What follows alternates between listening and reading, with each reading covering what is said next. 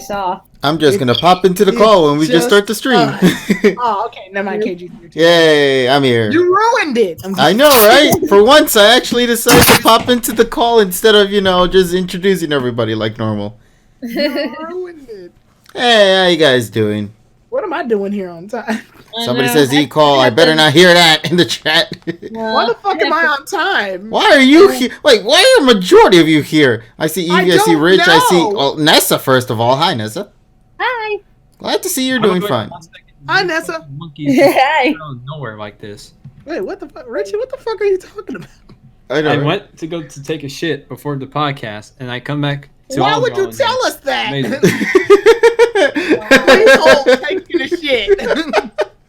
Hey, listen, I gotta wash my hands, all right? You gotta wash your Yeah. Well, what does washing your hands have to do with taking a dump, boy? Coronavirus. Why are you still here? Why aren't you washing your hands still? Okay, give me a second. I'll be right back. Your hands last at least 15 minutes. No, it lasts as long as your average anime, right? It lasts as long. It's 20 as minutes. What you talking about? No, that does not include, opening and ending segments. Oh, no. It's 23 minutes total, yeah. Your average anime. And coming up as your hands being pruny and all that crap. Exactly, yeah. I could see my reflection in my hands because of how far I scrubbed it. It's ruined by Corona. Oh my god. Alright, I'm back from washing my hands. Oh, okay, there you were. What the hell? How are you back so early from washing your hands? You were never here to begin with. Well, when I got in the call. No, he was here. He was just on mute. Oh, okay, well. Yeah, he was. Yeah, he went off for a bit, and then he came back. Right. Okay, well, see, this happened before I got into call, because everybody just started to randomly pop into the call, just one after the next. Well, what do you think I imagined? Yeah, that's why I'm so confused. I messaged her. I was like, I guess I'm gonna hop in for a bit, but then I apparently got stuck finding a couple articles for my school. Mm-hmm. Like, What is that? My preceptor wasn't happy with what we gave her, so she's like, "Go back and find more articles." I'm like, "What?" I'm like, Richie just said, "School, what's that?" In a few weeks, that'll probably be the case for some people. Yeah, I know exactly. Yeah, for me, I can't go to school. Yeah, and for my little brother, he has no school now, but I still have work, so that sucks. Oh hell yeah! You're the mafia boss. Everybody, listen, man, somebody's got to maintain balance in the city. San Francisco is completely going to be on lockdown. Meanwhile, my boss is like, "You coming in tomorrow, right?" Yeah. I think that also happened with Terrell, wasn't it? Like he didn't have to go, but he ended up going. Fuck for the IT people.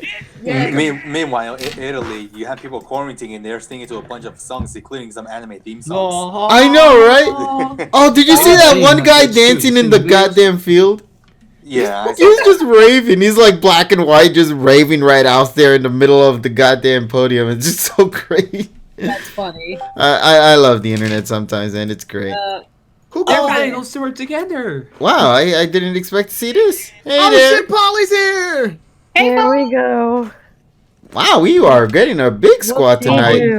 Boy, chat, what kind of universe is this? I know, right? What is this because of what's going on in the world right now that this happened? Yeah, is this life now? Yeah, basically today I did everything I needed to do. Like I went grocery shopping, I cleaned the house, like doing laundry. I even got my car fixed. Sounds like his alt life to me. Yeah, Sounds like a lot of hoopla. There's no fucking eggs anywhere. that really got under Nessa's skin. Listen, I gotta tell you some shit about that one. I went to 4 stores and they're completely wiped out with eggs. I was like, that was the one thing I really needed. Everything else. I bought eggs before the outbreak. Oh. The smart man, you buy your eggs before. Of course, but like it was going low. Listen. What's the fucking hamburger about the hamburger? It's just burger. It's just buns and disappointment. Yeah, buns disappointment. Buns and dice. Burger? That sounds like a name. I'll try again. Actually, it sounds like a name to a fucked up strip joint. Buns and disappointment. Well, apparently, I was surprised though. Like, I actually got lucky yesterday at my job. Though, almost everywhere's out of toilet paper and paper towels, and then somehow my job yesterday decided to stock them up like right before we left for work. So we're all like, I think all of us went back to grab like about 6, 7 like. Hey, bro, I got the hookup on ass paper, bro. All right, $20 a pop. See, look, in Amazon now they also offer, instead of credit card and PayPal, now you can do toilet paper funds. Right. It's great. There you go. Oh man, that has to do that. Well, I haven't screamed so long. No, that reminds me of something in this episode that maybe I should mention later, but somebody should totally make a meme out of that. Oh, I know what you're talking about, and I can't wait to talk about it when we get the chance well, to. until we talk about it. Oh, I saw. I am here with my analysis. Someone put it on Twitter. Oh wow, that was great. Hey there, TSS. How you doing? Good to see you, dude. Total. Hey, TSS, what's a hamburger without bread? A jackass. All right. Good answer. It's Actually, the hamburger. We had no bread, no hamburger, no meat. You didn't get no the spring. nothing. Well, you get to make a Hamburg steak like in Japan. Hamburg. There's no steak here either. He's No, saying there's no no. meat. No. But wait, he's saying he's saying a hamburger with no bread. That's a Hamburg steak. No, he's also saying That there's no is meat true. Yeah, there's no hamburger meat. There's no bread. There's I don't know. Kill some rats. I don't know. No either. water. Also, thank you to Ty98 for subscribing with Twitch Prime. Absolutely appreciate it. Thank you guys so much for the support. And of course, during these troubling times, we always love to make sure we can provide as much entertainment for you all. So thank you guys so much for being with us here tonight. I put in the tweet, while you're in quarantine, check out the PokePod. I mean, might as well, right? Like Might as well, right? What else you gotta do while you're stuck inside? That means there should be no reason we don't reach 90 views. So, folks, everybody in the call and everybody in the chat, please do us a solid. Just spread the word wherever you can via social media, whether it be Facebook, Make like the Corona and YouTubes, spread the word. Yeah, well, let this be the thing that spreads. No, the thing is though, you know, shit is real when Cuomo and De Blasio shut shit down. I know. Okay, for us Yeah. New Yorkers here, this is such a big deal. This is the most the city has shut down since 9/11. And tomorrow it's gonna get even worse because now they're shutting down the theaters and like they're restricting bars and restaurants Yeah, to the point. I heard bars and restaurants are gonna get hit. Yeah, where it's like I feel takeout. like this is like actually worse than 9/11 because I remember for 9/11, I know it was bad, but it wasn't like the only difference is we weren't stuck quarantined and stuck inside our house. No, but everybody was afraid to go out To there. be fair, No. the schools were closed. The schools were closed back then, and also if you were south of 14th Street, you couldn't go. Yeah, Because you had all the debris from the Twin Towers. See, this actually reminds me of Hurricane I think Sandy. it's more so New York then, because it wasn't that restricted here. Like I remember, because I remember we were just closed down like a couple days and that's it. But it was. It makes sense for you guys since it mainly happened in New York. yeah, but see, with the 9/11 incident, what mainly happened was it's only affected the area that actually got affected by this tragedy. You know. Yeah. Where this one we're going through with this The pandemic entire with the virus is something that sadly is universal, that's spreading throughout various countries out there, and unfortunately there's nothing one can do for the time being other than to simply follow the new laws that are being presented to us. So essentially, what's happening is it's turned into the Radio Disney version of the Cannibal Corpse song "Evisceration Plague." Disease will spread and cover the world. Right. That's what it is. Also, I just I randomly actually got me a thought cup about of Chucky milk. Thank you. Mother just What? randomly came in. No, Mother just came in. She just smacked this cup in the stab middle of my goddamn keyboard. This call is sponsored by I'm on AU. Prestige. I know, right? Everybody say hi to KG's mother. Hi, KG's mother. All Yeah, right. KG's mother. And she left. All right. Well, anyway, back on to the. I was about to say, you know your son's working for the mafia? Shh. There are some things that is best left not told to the other family, man. 6'2" Jewish mafia. Yeah, okay. Seriously, though, I wish you guys can, in the chat as well, make sure to also give her a lot of love and support as well. I also talked about this on Twitter. You know, she had to leave her job to be with my little brother. due to the difficult times that we're in. Thankfully, things are still good and all that. Things are fine. But of course, it's also I have to let people understand that this is a serious issue, and people really need to take things, as they are. So please obey the laws. Understand the restrictions. Wash your hands. And don't be like those people who are celebrating St. Patty's Day by having themselves stuck in huge crowds and whatnot. In New York City, public schools are closed until April 20th. And supposedly. 420. No. It's supposedly, as in it might be longer than that. Yeah, that's what I'm referring to. That it might extend, which if that's the case, that is insane.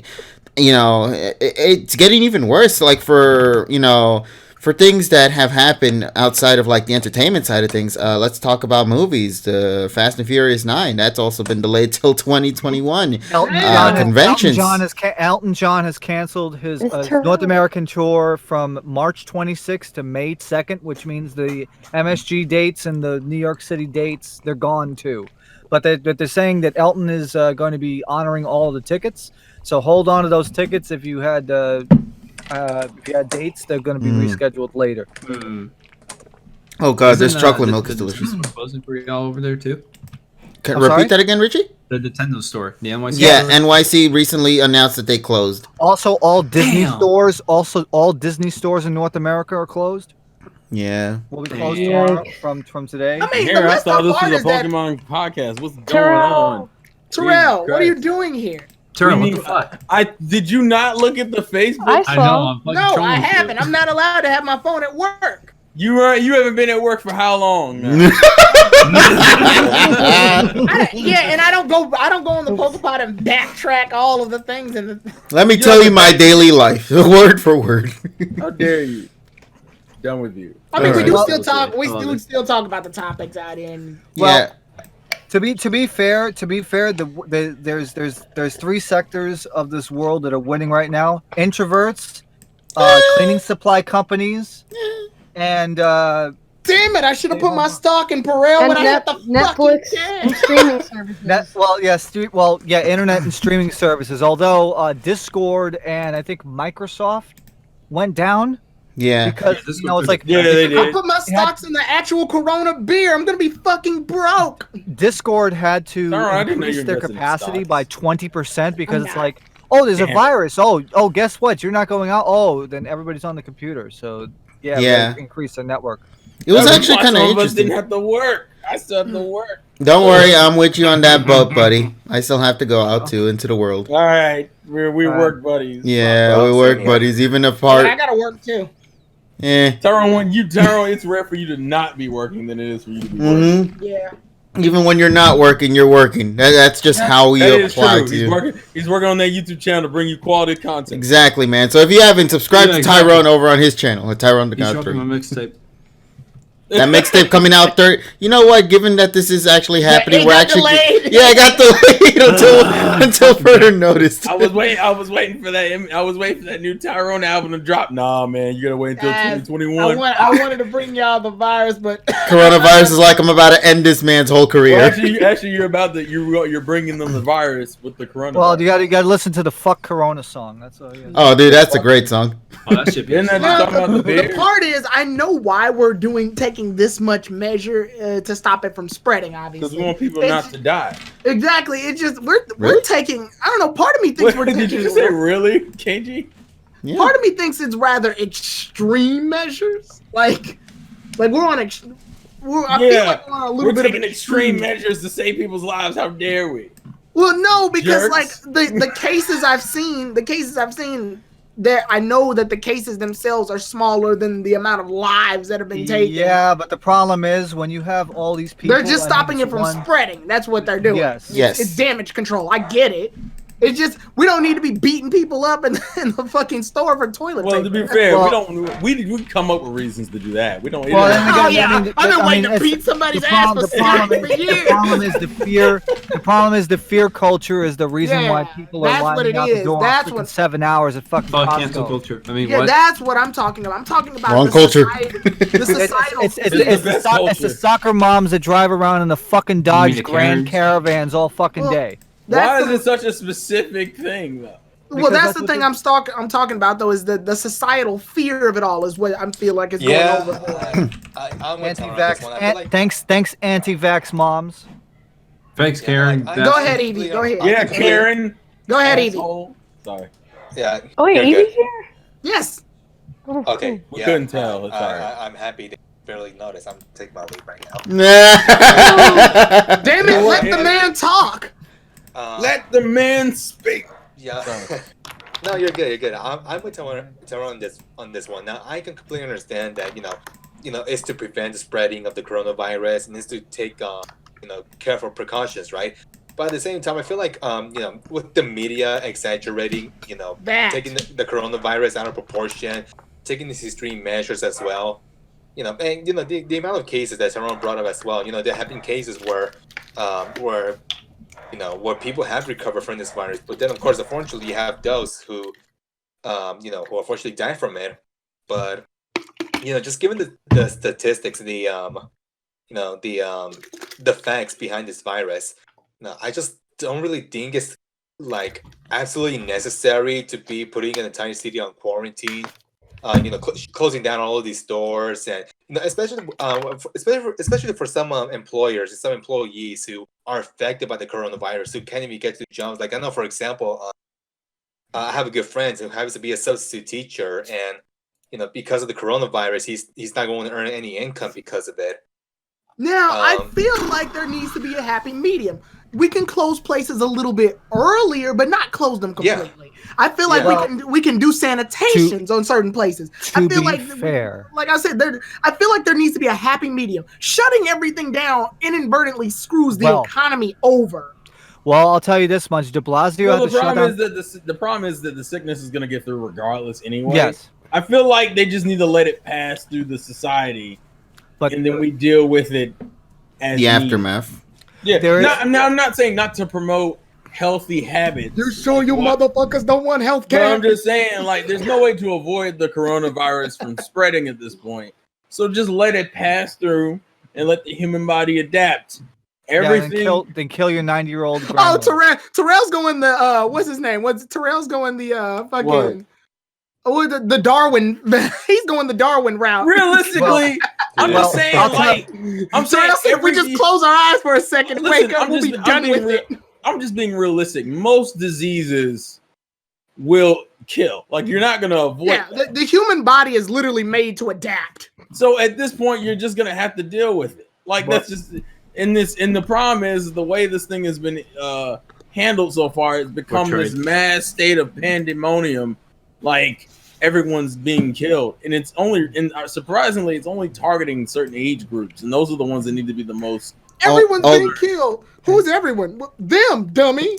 Also, just to clarify, this is true as well. The big issue about this is because, as what Fizes on the chat said, the problem is that there are cases of those who have recovered, unfortunately contracting the virus yet again. That's not 100% true, however. No, I said few, not all. That's not 100% true because apparently those incidents happened in China, and the reason why is they were released before the symptoms were complete. They were completely asymptomatic. Well, let me ask this because before Tyrone gets into that, I just wanted to comment on Evie saying a substitute teacher. The problem is if De Blasio didn't shut down the schools, the teachers union would have sued the city. Because I was speaking with some of the teachers, and they had initially planned a forced sick day with all teachers assigned to coincidentally be sick day on Monday to kind of send a message to the people. Listen, we need these schools to be closed, and I know it's an unfortunate twist because you gotta look at it from both angles. I've talked about this before. There is a trade-off, unfortunately. if you close the schools, you have to also understand the parents' perspective. Some parents are not fortunate enough to where they can have somebody to watch their kids during the time that they have to go to work, because at the end of the day, they have work. Where's the kids going to be at? So where's this going to go for the kids? Like, the school is normally the place where the kids can be safe at the time when the parents are away. Also, you also have to think about parents that have low income. How are they going to provide meals for their kids? Because clearly the system is very screwed up.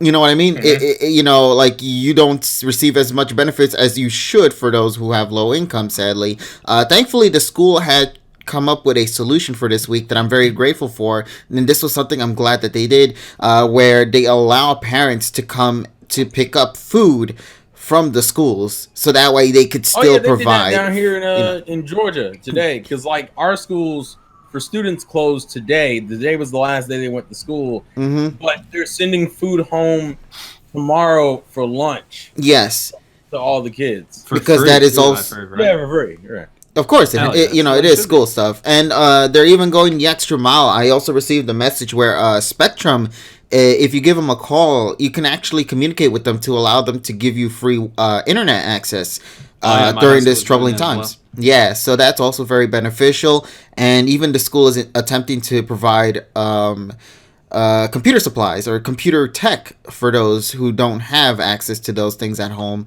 so that way they can continue to work on their studies. It is a very unfortunate thing that's going on right now, something that is still,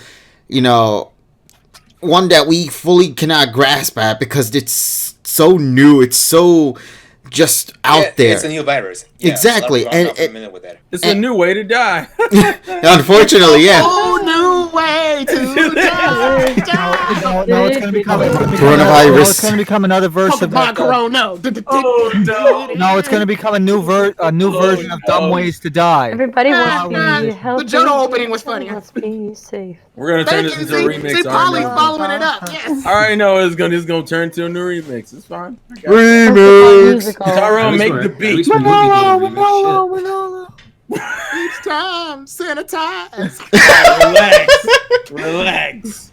Tyrone's gonna sit here and make a whole new. He'll get a little bit. A whole new. guys, whole new virus. Oh god. Yeah, it's not technically a new virus. Somebody took. One of my favorites was a parody that somebody did on. I think it was the sound of silence, and they said coronavirus, fight the virus. That's a great parody. Is that the girl in the guy? No. That's one guy. The sound of silence. The song that goes, "Hello, darkness, my old friend." You know that one. That's fight. Yeah. So there's a coronavirus version called "Fight the Virus." Check it out. It's a good song. I also love the one that I know might be a little irk, but Kung Flu fighting is also another great one. Kung Flu fight. Oh yeah, Corona challenge. Okay. 99% germ free. Tyrone! Write down the goddamn lyrics. I knew this was gonna be a problem. It's weird. Tyrone won't make a fucking mixtape, but this man got bars for days though.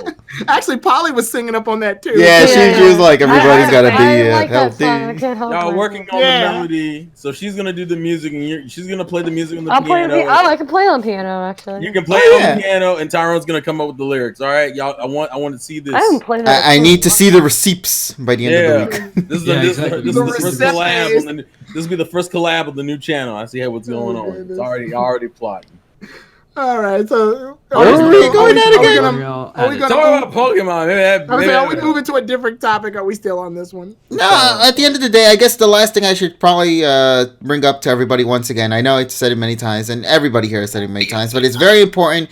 Please keep yourself safe. Understand social distancing. Wash your hands. Unless you're Florida. Do the elbow bump, whatever it is that the new wave of handshakes is now. And Nessa, you missed it. I'm sorry. Tyrone's making a mixtape. She's trying to be an adult. Let her be an adult. Jesus. I'm sorry. My sister called, so she was panicking over the coronavirus. So. Thank you for that one, Nessa, because of course the most thing is do not panic. That's panicking. I'm telling her it's gonna be fine. Don't Yeah, I was gonna say this is actually a very interesting perspective. I was gonna ask this, but Nessa wasn't here for a second. Now she's here. I can ask this. Nessa, you're essentially in the field of medicine, right? Yeah. Okay, so what is your personal if you don't mind sharing your personal experience with this situation has been so far, like work wise? Work wise, like I definitely felt it a bit more from Saturday compared to Sunday, but it like a lot of people has been panicking, so they're all like all their stuff filled now early, and then a lot of times one thing I did find out from for the people who wants to do early fills due to the coronavirus, like certain insurances are letting them do early fills. It depends on your insurance. I don't remember which ones they were, but then I told people talk to your insurance, ask them if they do have that override. If you're concerned you can't get your medications, thinking this might be long term. And also a lot of people asking us, oh, do you have masks? Do you have hand sanitizer? Do you have all the children's stuff, like the medicine? They're all gone. A lot of the cold stuff, everything was gone. And I've seen literally people with masks, gloves, all just covered up. I think they're not even sick, but they're literally covered up and don't want anyone to get sick and concerned and then being around the people. I don't know why. I always expected an overreacting thing, when they come up to you and they be like, lately I've been sneezing. Do I got it? What were you last Yeah, doing? we had some people ask I was cooking and I put pepper on my food. Were you near the pepper? Yes, there you go, champ. There you go. There's a lot of conception, and then we had to and then I guess us healthcare professionals, we had to try to tell them, calm them, and give them the facts of what we know, and then but of course and then also I think we have to show professional wise we're not afraid, we have to be calming. Okay, I wasn't the only one thinking that too. To take a stand. And I guess I always had that calming personality because I don't freak out as easily, and and then I kind of which is good because I don't. Then that way the people won't overreact and panic. Yeah. That's quite a few people follow us, but then I told her I'm sorry, there's nothing we can do. This is what we can do, and then we just do our best to just inform the public. You basically follow protocol. I've never been so afraid to cough in fucking public.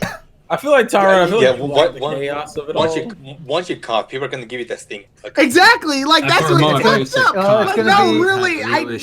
Well, it's gonna look like you fucking jaywalked in Japan. Exactly, I drunk some water and it went down the wrong area of my throat. Now I'm coughing. Everybody will look at you, and it's just so fucked. You almost drowned on water today. That's what it sounds like.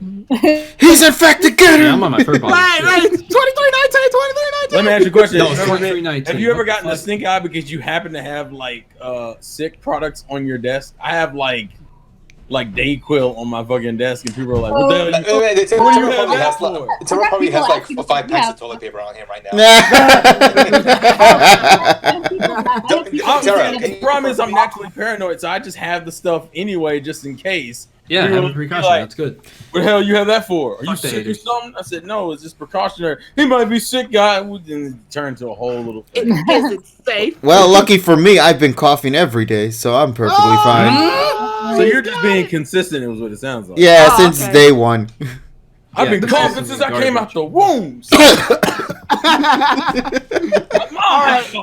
Let's move on to the next thing. All right, let's take a look in the sheets we got here for what we can talk about. Sheets? What do you mean? Scripts? Shit. No, we don't do scripts here. So what do you got then? Yeah, you're crumbing the paper. Really? I was actually just writing notes. The first time ever. Oh, would you like to share the notes, buddy? The script here says, Tyrone, get out. Also, I want to give a quick shout out to all the supermarket workers who are. Oh yeah. God bless my boss. You guys are the real because right now they y'all have bad luck. I guess. Thank you, Evie.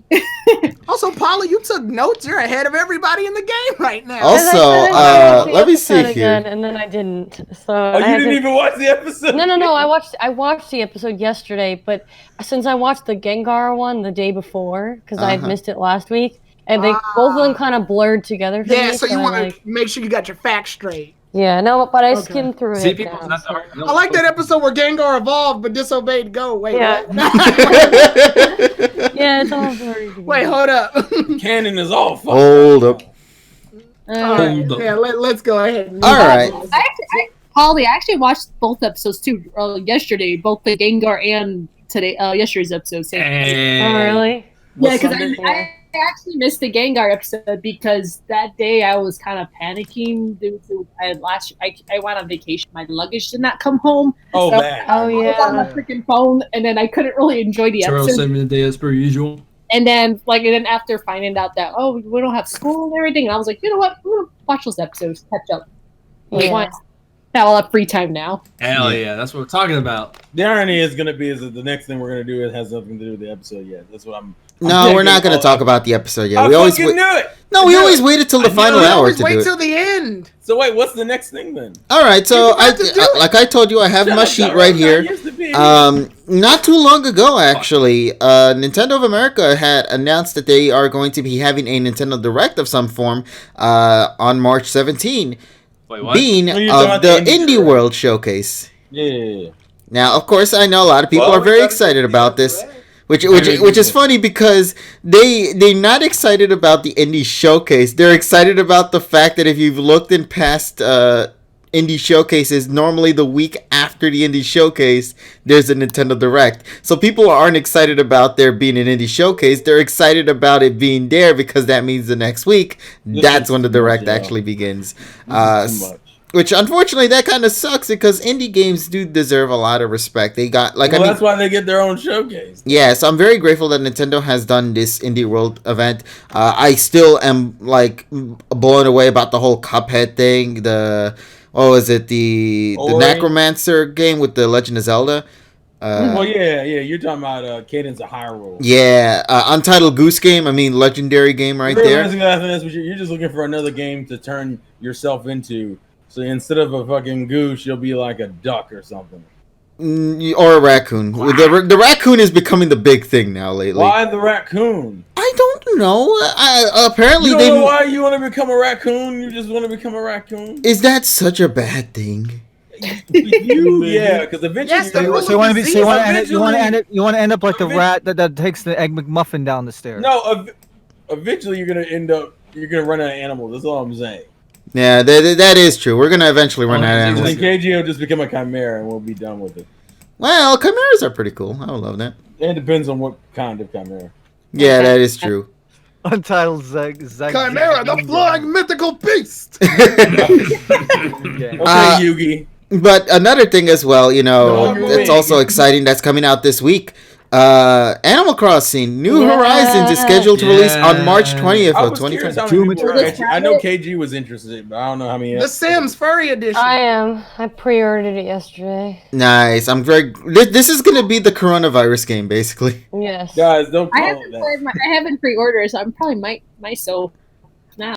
Okay, one of the best things about this game, from all the reviews and everything I've heard so far, they've made a lot of quality of life changes that I'm so grateful for. And I'm also excited to see the online support that they're also providing, where you can have people visit the island. Yet because it's in like a day one patch. Yeah, it's a day one patch. So sadly, we can't hear our thoughts on the on online how it went. But people have said that local wireless play have been incredible. So people have been enjoying that. I'm very grateful to hear that. And I always enjoy watching Animal Crossing reactions and whatnot because I feel like that's like the few times you get to see a lot of girl gamers just have their moment.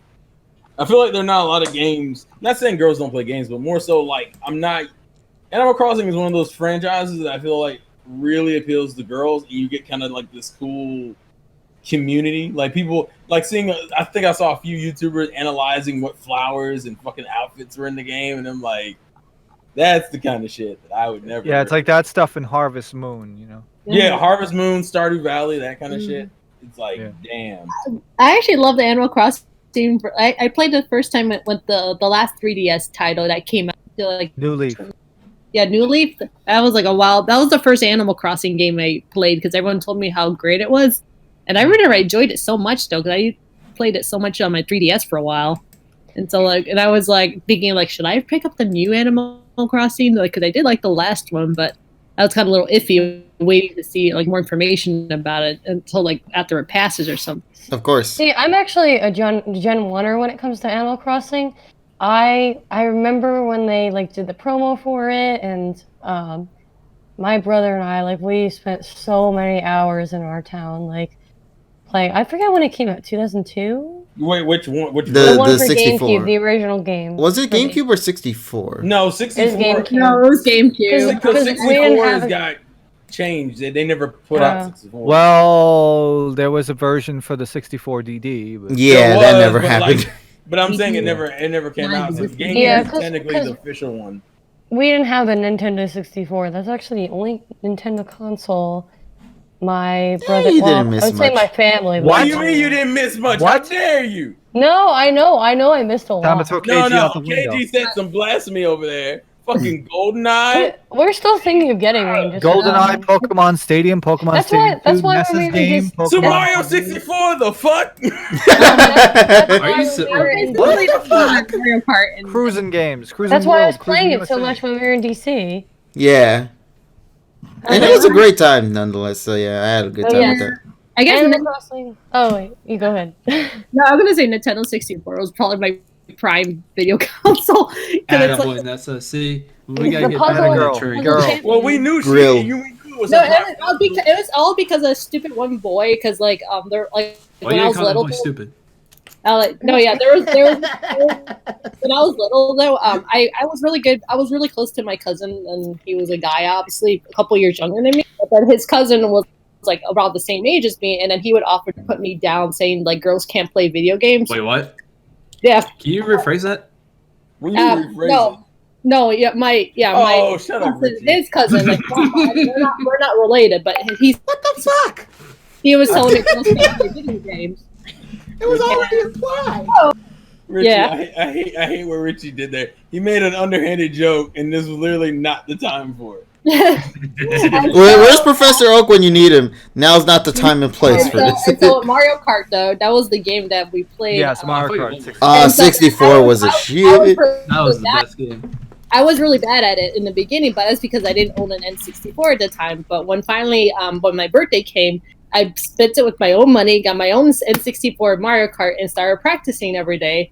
Until when I finally met him again, like a month later too, I kept creaming on everything because I found out like where the You shortcuts beat his were. ass. That's what you Damn, you showed him. This sounded like a deep-rooted vendetta. That's what This was an arc being This told is a to us. redemption arc. Like, sort of like Naruto. Yeah, basically.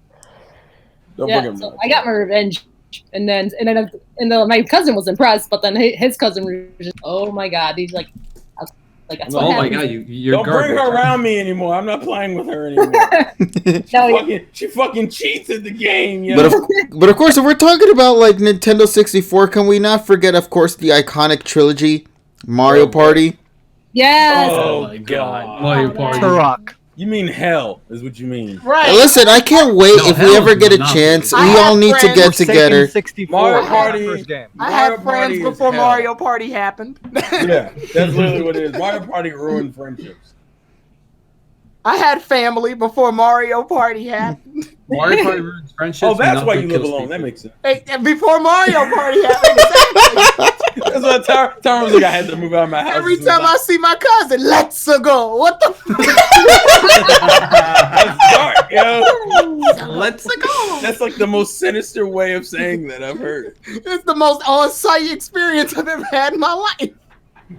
He never recovered, it seemed. What the fuck did I come back to? Let's go. Let's go. You should never have left me. Now you'll learn. Now you gotta play Mario Party. Yep, you gotta play Mario Party. Listen, man, I can't wait. I'm gonna get my What I'm doing. 64. We're gonna get 4 controllers. We're gonna play some classic Mario Party 2. Don't do that. Hey, don't Do it. And then we're gonna do a drunk party on that. Everyone who gets a star has to drink. I'm just saying. You're always I'm trying to a get huge fan of somebody Rage. tipsy. That's what I don't like. Kevin, it's you don't fun. drink. I just realized that. You don't drink, Kevin. No, I Just bring don't. the vodka. But that's also because I'm gonna Yeah, win like- that, so I'm good. Oh, it's gonna be like Smash, where you're fucking really good, but you don't tell nobody. Yeah. play Smash Well, to be on fair, Smash. Mario Party, there is no such thing as being good. It's all luck. Yeah, well, considering Especially with 2 and the Yeah, but I'm 64 saying games. is considering what Tyrone says about you and luck. that means you. I'm gonna say KG's luck is the highest stat he's got. Well, that's the point I'm making. Oh, somebody says, Kate, go play 3 and go to Waluigi Island. I'm going to go to Waluigi Island. I'm going to be in that one particular island where the goddamn platforms change every single turn. And I'm going to just go around in circles for 20 turns and win this game. I'm setting it right now. That's how it's going to be for Mario Party 3. If I'm we ever regretting get to the money I haven't even spent yet. I know, man. Once again, why did this have to happen? Well, you know why this had to happen. To prevent this from happening? Well, I don't think you could prevent it. Anarchy. I think it was inevitable, unfortunately. Move on, Kevin. Move on. All right. Well, let's take a look in the list here. Okay, so I'm more surprised you have a legitimate list of shit. That's what I'm more. To be fair, sometimes I have this list in case if like the first conversation we ever have is something that quickly finishes. So there's that. If Evie's here, okay. No, I guess we got him here. All right, so he better be here. I just called him. I got the news, by the way. All right, good. Okay, so to clarify, once again, I also like to do this as well. It's one of my little really random recommendations time. I always like doing that every week. The anime. Yeah, not for anime. Once again, for the sometimes manga. Yeah, sometimes manga. So I just found one the other day. I don't know why I never. I feel like I've read this manga before, but like I just completely neglected it at some point, and then uncovered it back again in just a couple of years later. Sounds like an ex-girlfriend. The fuck? Right? I don't even know what's going on with this. Haven't seen you in years. Haven't heard that name in years. Kevin, is that you? Sound like you smoke like fucking 20 packs of Marlboro Reds. Damn. That was the character I made. Yep. I mean, I think that was the point. That wasn't his true self. Right. It was a persona. Oh, you bitch! Yeah. Didn't see it coming. Well played. Well played. Okay, quick question to those in the chat and to those in the call. What do you guys think about the name Gal or Gyaru, as they call it? Oh, I know what you're talking about. It's like the Gal monsters. Not that Gal. I hate you. It's like the makeup style. The makeup style, like the chicks in Japan who like dress up in like that really exaggerated makeup, and a lot of them are like tanned and shit. Yes. Yeah. So I ended up finding one not too long ago. This one's been out for I think a while now, called Gal Gohan, and this basically is like a romance school life manga series focusing on a teacher and a student. Now, I don't know how many people kind of enjoy that premise. Some might not. Only reason why I got into this is because the premise of the teacher and the student kind of reminded me of Nande Koko ni Sensei ga, which I've talked about way back. What are you doing here, Sensei? Yeah, that one. Yeah. Yeah, but it's nowhere near that level, by the way, for the one I'm talking about right now. Here's the question.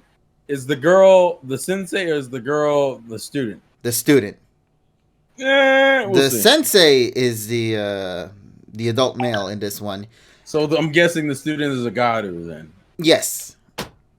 Yeah. Have you seen? I'm pretty confident if I were to show you an image, you might recognize the character design. Maybe you might not remember. Just link it. If you can link it, I'll look. Okay, let me go and pop that up real quick. Because it might be a situation where I recognize the design, but I'm not man enough to tell you why I recognize the design. Yes. What the hell? What does that got to do with it? Depending on the design, I can't explain to you on air. I'll explain to you off air.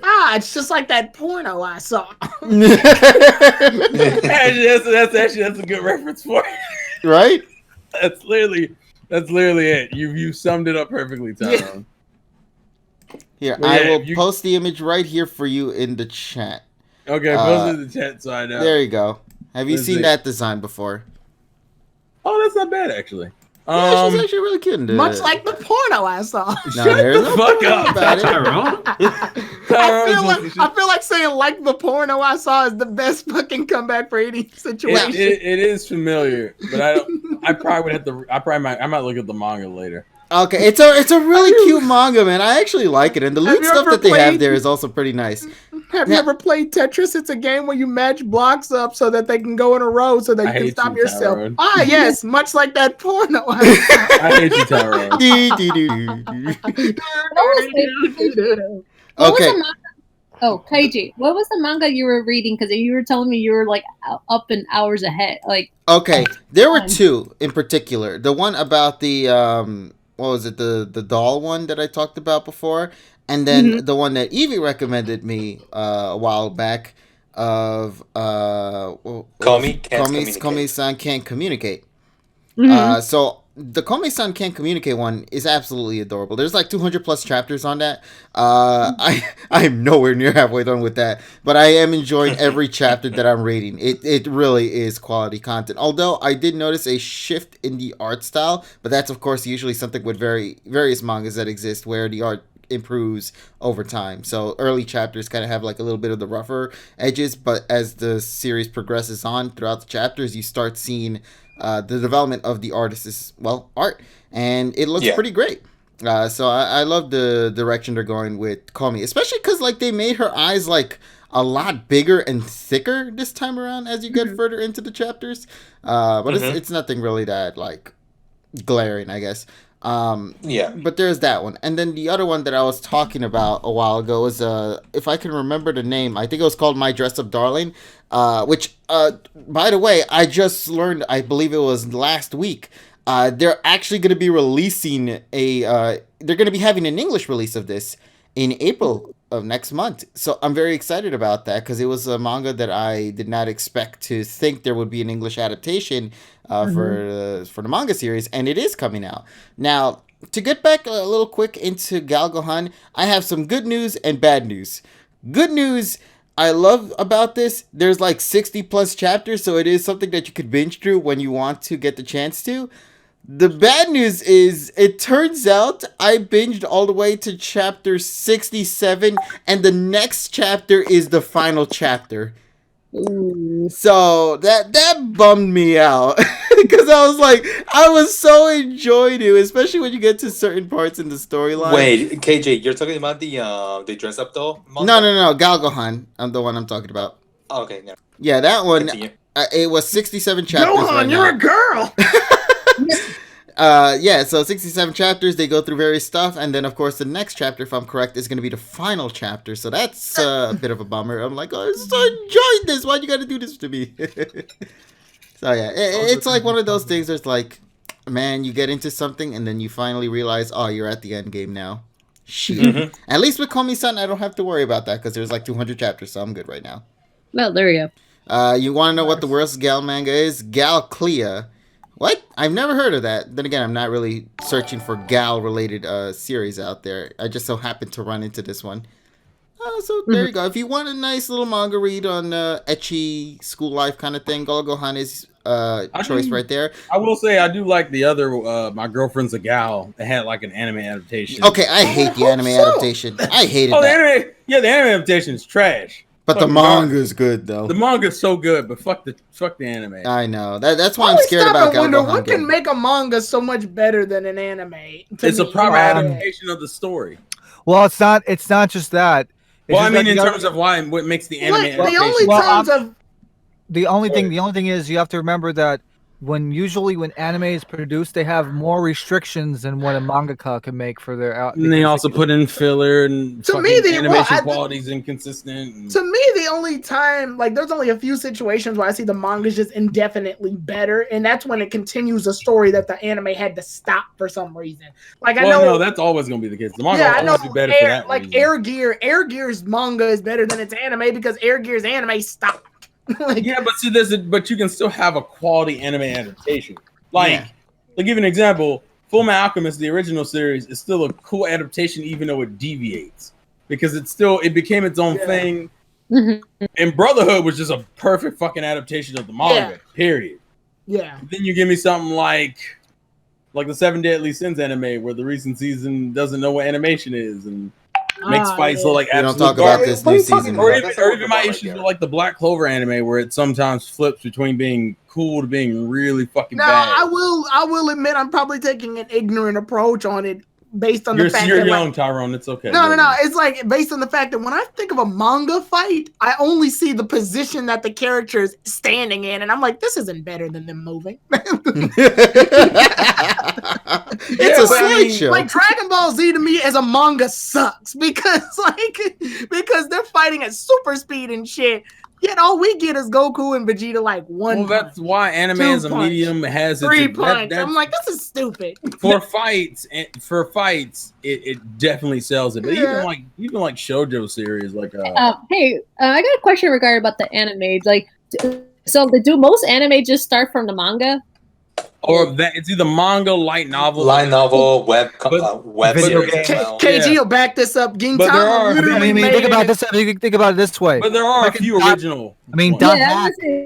I was wondering. I mean, Dot Hack is a video game. Yeah, Dot Hack is fucking nuts. Oh yeah. There's depending on which version you watch too. But most anime is adapted from some sort of source material that isn't anime, like manga, light novel, video game, that stuff, webcomic. Everything has their origin. Some even just being created just on the fly, like Trigger Studio. They're actually making a new anime that doesn't really have any connections to any previous art. Oh yeah, actually they did that before. What was it? When was it also Gurren Lagann? Oh, Gurren Lagann, yeah, that was original. Yeah. Gurren Lagann was like God tier, and then they came out with Kill. Yeah, the furry one. That's right. Gurren Lagann is literally just like if you were to try to vaguely explain anime to somebody, that'd be that. No, don't do that. No, because Gurren Lagann is like one of the manliest. It's extreme. But I was saying it's very extreme. Which, by the way, Shoko Nakagawa, thank you for giving us the greatest anime opening of all time, man. Yeah, of course, the anime's. Oh yeah. So I don't know if I would say it's the greatest of all time. Well, I'll say one of the greatest, I should say. Yeah, it's top 10, definitely. You'll never forget it, like once you hear it. Yeah, because there's like what was it, Evangelion? You know, of course, opening as well. Yeah, it's just one of those like. Well, yeah, Evangelion's another classic. Yeah, it's one of those openings that once you hear, even if you had never watched an anime a day in your life, you've heard it. Yeah, like you could take like literally not even like the main instruments of Shippuden, just the first few notes of Shippuden's opening for Silhouette. You know, the do. Oh, we're not doing this again. You know that one. we had our anime music night, and we realized that KG can't. Listen, guys, it's because you guys clearly don't have quality taste in anime. I was just thinking about that. The closest people who got to like guessing the majority, I think, was somewhere between basic ass shit, man. Bro, you fucking for one. You guys are so. No. You had the full songs, but a lot of us hadn't heard. We've only heard like. Why do you not go for the full songs? Is my question. It's some of them are not iPod worthy, and some of them I only watch when I watch the show. The other reason is you had like endings, which I don't know. Endings usually don't stick out to me as much as openings do. Damn, that's unfortunate. Endings. And then you have like this huge array of shows that like a lot of us didn't even fucking watch. And also, piss me off. Like, look at these basic folks here, man, who don't watch. Bitch, how dare you? Listen, man, I bet some of y'all didn't even watch some of the most underrated anime that's like out what? there. Name one. Okay, let's talk about some of the ones that is right now going on in this season. I wish I could pronounce the name as it's mentioned in the chat right now. Aizoken is also another good one. You know, one of the most pop heavy, or not pop heavy, but like one of the most pop opening. Yeah, Easy Breezy. That shit is amazing right there. I'm pretty confident everybody's heard that. Kevin. Huh? If I don't hear my boy Hikigaya in your mouth, I'm not concerned about anything else coming out this season. All right. I need that. I ain't heard nothing else right now because I need like a box of tissue and some alcohol. He's gonna put the alcohol on his eyes and then drink combine that with the pocket. Well played, Tyrone. That's exactly he caught me. Oh man, I can I just say I'm just excited for Snafu. Oh my god. Oh my god. I can't wait. I'm hyped for it. I'm fucking hyped for it. I am going to be in tears. I just got done watching Science Fell in Love. I need something to fill that gap. Yeah, don't worry. Next season's got you covered. I don't think this is it, Chief. You ain't gonna be ready, Tyrone. Yeah, you ain't ready for that third season. Fuck? I already watched Snafu. No, Tyrone, you don't know, bro. What do you think I don't know? I watched the same fucking show you guys did. Nah. See, you didn't watch it with the same eyes as we did, man. Oh yeah, you didn't keep the same energy. Same eyes. We're gonna have eye transplants now? Right? TSS. They took their eyeballs out. I was like, here, you watch this shit. Watch it through my eyes. All I'm gonna say is when it starts airing, we're gonna have conversations. That's gonna be like a full-on 2-hour discussion for one episode, man. I'm just right. Move on. I'm sorry. All right. Well, it's around that time now. Of course, we're almost at 11 o'clock, which is around the time we tend to go and dive into the Pokemon anime stuff. So I know there is a big cast of folks here in the call for tonight. Also, I guess before we get into this, though, let me take this opportunity right now to kind of allow Polly to talk about something, because I'm pretty confident we're going to be on the review throughout the whole hour. Oh. So before we get to 11 o'clock, Polly, you said you wanted to take the opportunity to kind of talk about something. Thank you. I wasn't sure if we should do this like in the last few minutes, because like I didn't want to take away from the. No, don't worry. No, go ahead. It's probably better to do it here. Yeah, so basically, so I just started a YouTube channel, and I'm kind of shamelessly self-promoting, but like not really. But anyway, I've been part of this for a while now, occasionally joining in, and I kind of want to do a little extension of the PokePod by doing a discussion on the rivals of the Pokemon anime.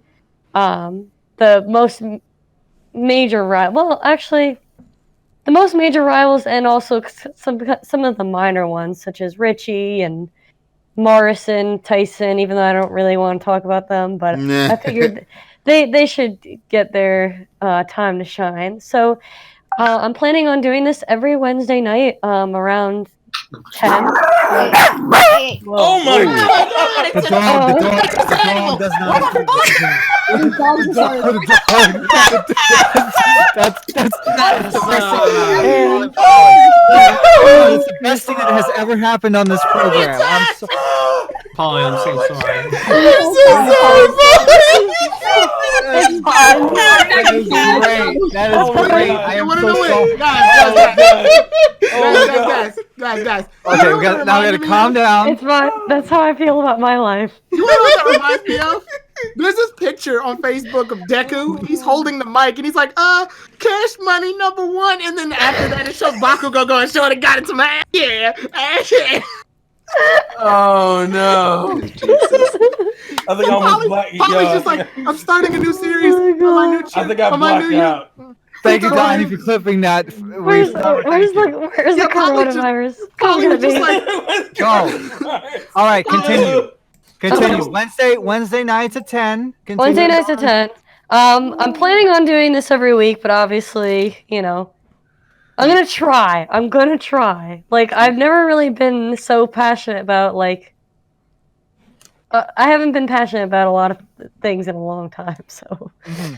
So, I love the rivals, as you know, like, a lot of them are my favorite characters, so I feel like this show has been going on for 20-something years, and I think it's important to kind of go back in time, and, like, I think it would be really fun to discuss some of our favorite rivals and what we like, what we dislike, just even like fun questions like, what's your favorite Pokemon of theirs? What's your favorite battle? And things like that. So I hope you guys can check it out. And yeah, we'll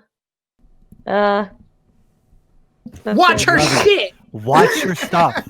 Watch her shit. Well, that's the whole premise about rivals. That's the whole premise behind the name of the rivals. It is to focus on the characters that really kind of helped create the anime to be what it is. Because while the main characters are great, you cannot, forget about the rivals who also made such a huge impact into the series. I mean, Gary and Ash's rivalry, of course, with Drew and May. Then there's Paul and Ash. You got all the great rivals. Exactly. Gary, Richie, that's the Samurai guy that showed up in episode 3. So what do we call this? Like the sister related content right here? Like what did they normally call that? Like sister. Yeah, it's a sister. It would be a sister podcast. Yeah, exactly. Just like Tessa. Yeah, just like Tessa Pod. Yeah. Oh, I just want to give out a shout out to Sergi for drawing this amazing graphic. I don't know how Sergi does it, but Sergi so is phenomenal. And he did it like in less than a day because I had made an edit, an original edit, like where I like took screenshots of the characters and kind of put them in a similar box type thing, and then he took my idea and then made it his own with this. And sent it to me, and I'm just like, I was just blown away by how beautiful. Nice. Once again, Sergi just never ceases to disappoint. Just knocks it out of the park. Yeah, seriously. If you haven't followed Sergi by any chance over on Twitter, please do. Give the man massive amount of love. You can find him at Sergi Romero there. Seriously, he deserves all the love that, you know. He pours a lot of soul into these designs. I mean, look how faithful he kept a lot of the characters' design while still making them modernized. Yeah, you thought they were like taken from the anime. That's like they were just ripped out to look like the way they are, but it's completely not. It's done differently, and I appreciate the way he handles these kind of things, man. It's incredible. Yeah, so, I also like how he. Well, I kind of started it with doing like one or two from each generation. Like most, like for like Zoe's Dawn's main rival, Ash is Paul's, and Ash's main rival in Sinnoh. Then got Trip in Georgia, then Shauna and Sawyer, and then Gladian. So I'm actually really excited. I'm gonna need your guys' help because I haven't. What? At the bottom. I'm sorry. What the fuck is that? Oh, it's a knife. What? Oh, it's a knife. Who is? KG, what the hell are you doing? Oh, god damn it. Oh, it's KG. It's the damn goose. Okay, so keep going, Polly. You know what's funny? When I was listing these, I actually forgot about Cameron. To be fair, you forgot about Lon too, which, by the way, good job on that one. I'm very happy about that. Where's Burgundy? I purposely left her out because I know people don't like her. So I did that most. Wait, really? What? No, Burgundy's fine. Oh, so that's why you left the lawn out as well. Just no taste. No. So I thought what she was going for. I thought what she was going for was like. Unfortunately, how for each region. How isn't as much of a rival as Gladian is, really. Yeah, like Gladian Man has made more appearances. Not everybody is on here because I felt like it would just be too much and it's gonna be too cluttered. It's gonna look like a clusterfuck of Brady Bunch shit going on. I love the Brady Bunch. Oh no. Oh boy. The goose is gone. Oh geez. Yeah, I guess I could have left out Richie, but I would have felt weird because there's so that's few fine. rivals in OS. Richie's fine. I feel like Richie's iconic. If anything, Richie gave Ash a competent league battle because I always thought Ash was gonna fight Gary in the league, and then Gary got knocked out before Ash. I'm like, what the fuck? But I'm also really excited to include like Drew, Harley, Soledad, Zoe, Shauna, because I think it's important also to highlight the side character. I don't want to say side characters, but yeah, like anybody aside from Ash. The companion rivals. Wow. Or I guess you would say secondary characters. Okay. I would say companion rivals. Yeah, companion. So Burgundy will be included. She's just not on the drum. She's just not on the Oh no, we knew she was gonna be included. Yeah. In one way or I another, would have died though if he drew. It's just a matter of when. I'm waiting for her to buy a wig. The when and the wow. Also, well, I don't want to go on and on with this. But I was I think this is your promotional hour. I chose to include Georgia over Burgundy because I felt like Georgia just got a little bit more development. And because of that, she made her appearance earlier, I believe. Well, then I think Georgia's a better rival. Actually, she did. Yeah. Georgia's way better. Yeah, I think Georgia's a better rival. Oh, I'm getting confused because her name is Langley in the Japanese. Yeah, I flipped a lot a this gen. Yeah, I flipped. I like Langley better. It's just a better name to me. I'm the same with the X and Y rivals. Like I only know. I know, I almost tripped on saying Sawyer. I wanted to say Shota. I wanted to say Shota too. Yeah. Yeah, and the same thing with I like Cabernet better than Burgundy, really. Yeah, I forgot her name was Cabernet because I hear Polly say Burgundy so many times. Sometimes I call her Cabby. I used to call her Carbonet. That's what I called her. Cabby. Oh, Carbonet. I just called her Burgundy. Oh man, I can't wait for that video. If you don't buy a wig and cosplay, I swear to God. Oh, I have the wig. I was supposed to cosplay her at Anime Boston, and now that's canceled. Oof. We were actually gonna. Yeah, we were gonna do all Poke-Annie.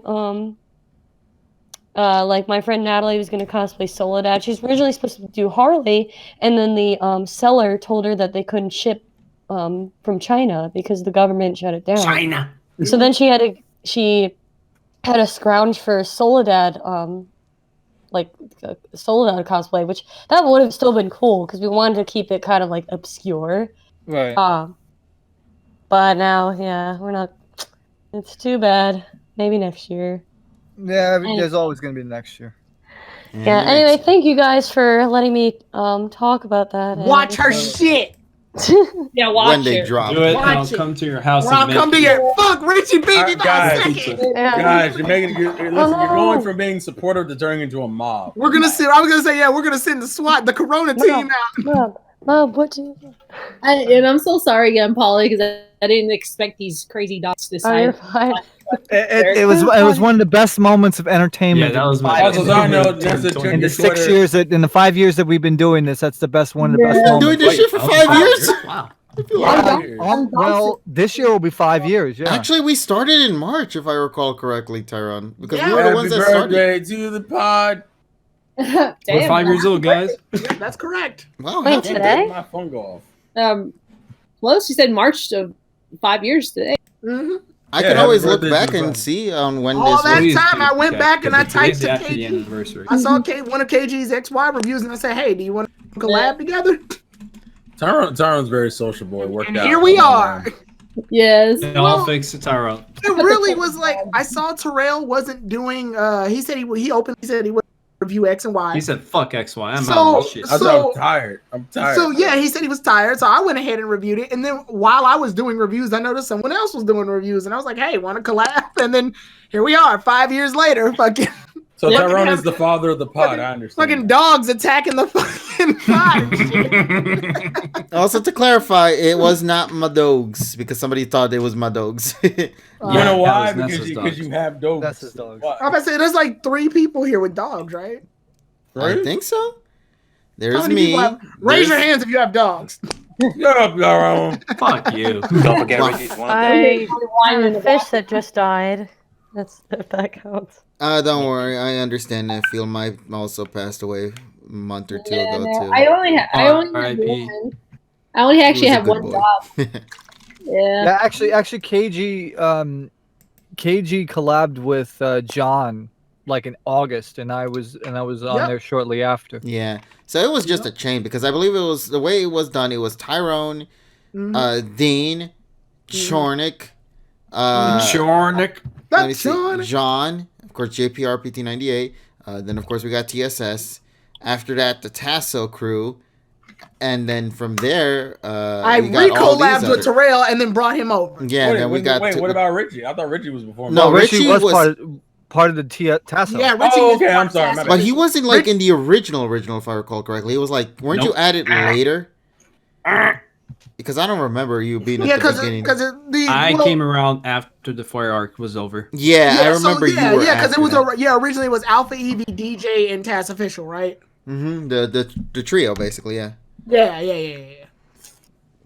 The reason you why I guys- remember that is because we made jokes about how we had the original trio with us, and then there was a new trio with them. And then and Taz Official, they do their podcast on Sundays, if I'm not mistaken. Yeah. Usually is the big Usually. Yeah, quote unquote, usually.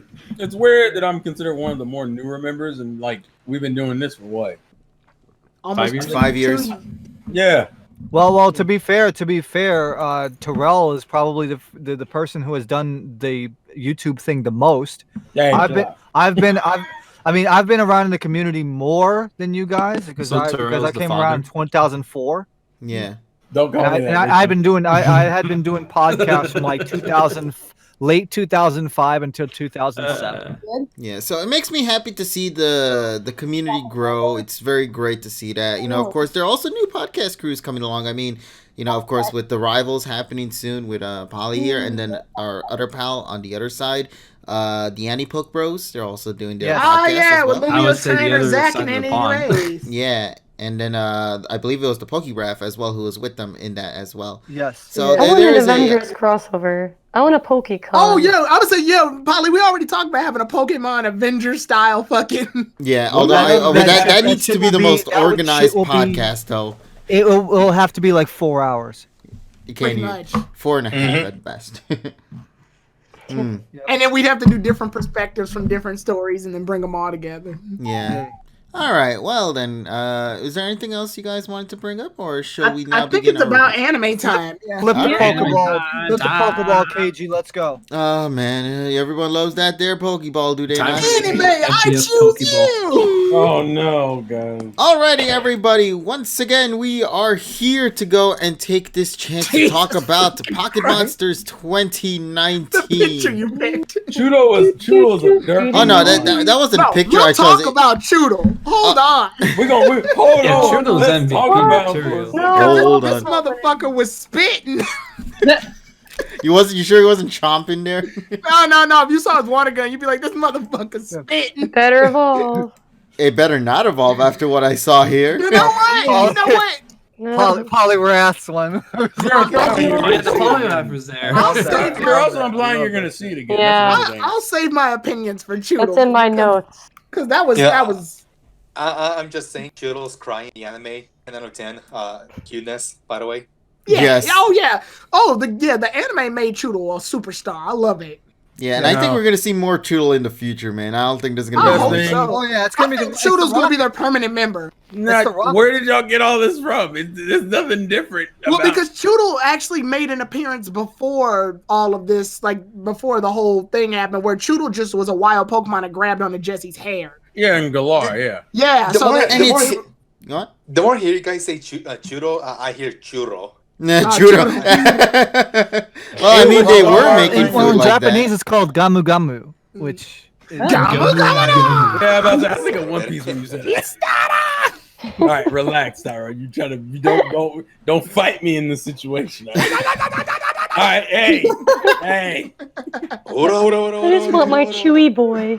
But no, yeah, Chudo's a superstar, and I think that's a permanent stay. I think he just sort of got caught up in it all, but he's a permanent stay. I'm not gonna say that much. But now let me take this chance right now to just briefly talk about the name of the episode title, and then of course just a summary we got along for it, and then from there we will begin our breakdown as to just the episode overall. We don't really need to go too crazy with the story aspect side of things because I think we're going to talk about it bit by bit during our actual review. Yeah. So I mean, if you want the Clip Notes version, I can give the Clip Notes version real fast. Yeah, well, let KG first say the title. So the name of the episode is called Score Bunny, Use Your Flaming Kick, Face Tomorrow. And the summary is, as Pikachu and Score Bunny are practicing battles, Ghost Darmanitan comes over and try and get Score Bunny to use a fire-type move. Score Bunny tries to use Ember, but it doesn't go well, and it gets made fun of. Annoyed, Score Bunny starts practicing the move, with Go not wanting to help, as Go feels Score Bunny can battle just fine with other moves.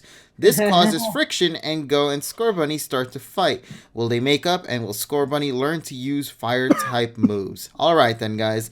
Let us now begin talking about Rabbit. The Melt Rabbit. No more Melty-Chew now? Melt Rabbit. Let's cover his face. Yeah. Now, okay, I know we're gonna be bouncing around in this review. I feel like that's gonna be the case. But I want to talk about the MVP, in my opinion, the MVP of this episode, Pelipper. What? Why? Really? What? Pelipper in this episode was the most random ass shit I've ever seen in this episode. For starters, they did like this whole, like, if anybody's ever seen like Christopher Robin film, like the one they did for a remake, where you see like Go on one side of the bench, and then Pelipper just happens to be sitting on the opposite bench for no goddamn reason, and then it takes the elevator ride to go down to the base. And when Team Rocket's deciding to call into Pelipper to come out from the sky, you just see Pelipper just slowly rise from the base in the photo booth, and it just walks out. And then they're like, "Wait a minute." The reason why the Pelipper is exposing their secret base. Exactly, that's what made me laugh so hard, and then just Pelipper just flying away. Like, I don't know what it is. It's the humor about it that was just so good. I'm not saying that's bad. I'm not saying that's not good. I'm just saying like that's not. in this whole episode, that's not MVP to me. Personally. That's the MVP moment for sure. I am going to say a controversial statement. This is probably my favorite Team Rocket episode in years. Yeah, actually mine too. No. I agree with you with that. Dude, I haven't liked Team Rocket episodes in years, bro. Ironically, Team Rocket's best moments are when they don't involve themselves with Ash in the episode. Exactly. I love the nasty plot shittery moment. Which isn't going to translate at all in the English. Oh, hell no. I know. Oh, hell no. The dub's trash. Well, that's like my favorite part. That's like my favorite. Well, remind me of the radio show. What they like? Oh, look, our favorite treat from Vermilion City. And then they start playing the game that was like at the ending. Okay, all right. I'm gonna go and break this down because this will be the first time that anybody has ever broke it down this much. So let's get into that part right now because it's gonna take about maybe 4 or 5 minutes. So. The I got my popcorn ready. I'm good. All right. So the Rockets in their secret base. First of all, Sergi pointed out, and I didn't recognize this the first time. The secret code to get in spells Musashi Kojiro, which is nice in numbers. Oh. That's a reference. Thank you, Sergi. So what happens is, first of all, Kojiro comes back with some salty sea breeze flavored chips, and I want some of that shit because that looks so good. Then what ends up happening is, all right, they stuff their faces. They're like freaking, they gain like fucking 50 pounds. Potato chips. What the fuck? Yeah, well, greasy, right? So they figure out, okay, we got to do something. So Nyan says, okay, we have an idea. Let's do a like a shiritori made out of like tricky things. And what he mentions is, and this is what you're not going to see on any other place, by the way. He mentions warudakumi warudakumi no imetore. Warudakumi means tricks, and imetore is short in the Japanese for image training, but in English we call it motor imagery. Motor imagery is when you what athletes and other rehabilitations use, that you mentally think of an action in your mind to prepare yourself and get better at it. That's what motor imagery is. So they decide, okay, we're gonna have a shiritori to kind of train ourselves to do these evil things. So the first word that he starts that Kojiro starts off with is otoshiana, which is a trap, basically a pitfall. Mm-hmm. Then Musashi says knuckle punch. Okay. Then Yacht says Goku Aku punch, which is actually a hideous punch, which is actually referenced to Street Fighter V, by the way. Then Kojiro says Cho Goku Aku Hido, which is, because I actually looked all this shit up, is super atrocious. Then Musashi says Ude Hijiki Juji Gatame, which roughly translated is the action of putting someone on the cross, crucifixion. Okay. Oh wow. Yeah. I had to scratch my head on that. It's like, really? This is a fucking kids show. Then Yath goes Haguki Karachi, which is bleeding gums. What? And then Kojiro goes Chime Sho. Chime Sho is a fatal wound. Was I reading the right shit when I fucking saw this? Are we reading the same thing? Like, for real? Is this like not like an abridged episode that somebody made? No, this is the actual thing, because I have the actual closed captions. And then Musashi gets held up, and then she says, "Oh, time out. Wait, Sonansu is saying its name. Does it count?" And it's like, "Yeah." So and then Musashi goes Uraken, which is a back fist. And of course, that ends with N, so it loses. So she loses, and then she tries to backtrack. She says, "Urake," which is not a real word. And then she says, "Ura no ken," which is back or bottom hair. Like, so back hair, I guess. back or bottom hair.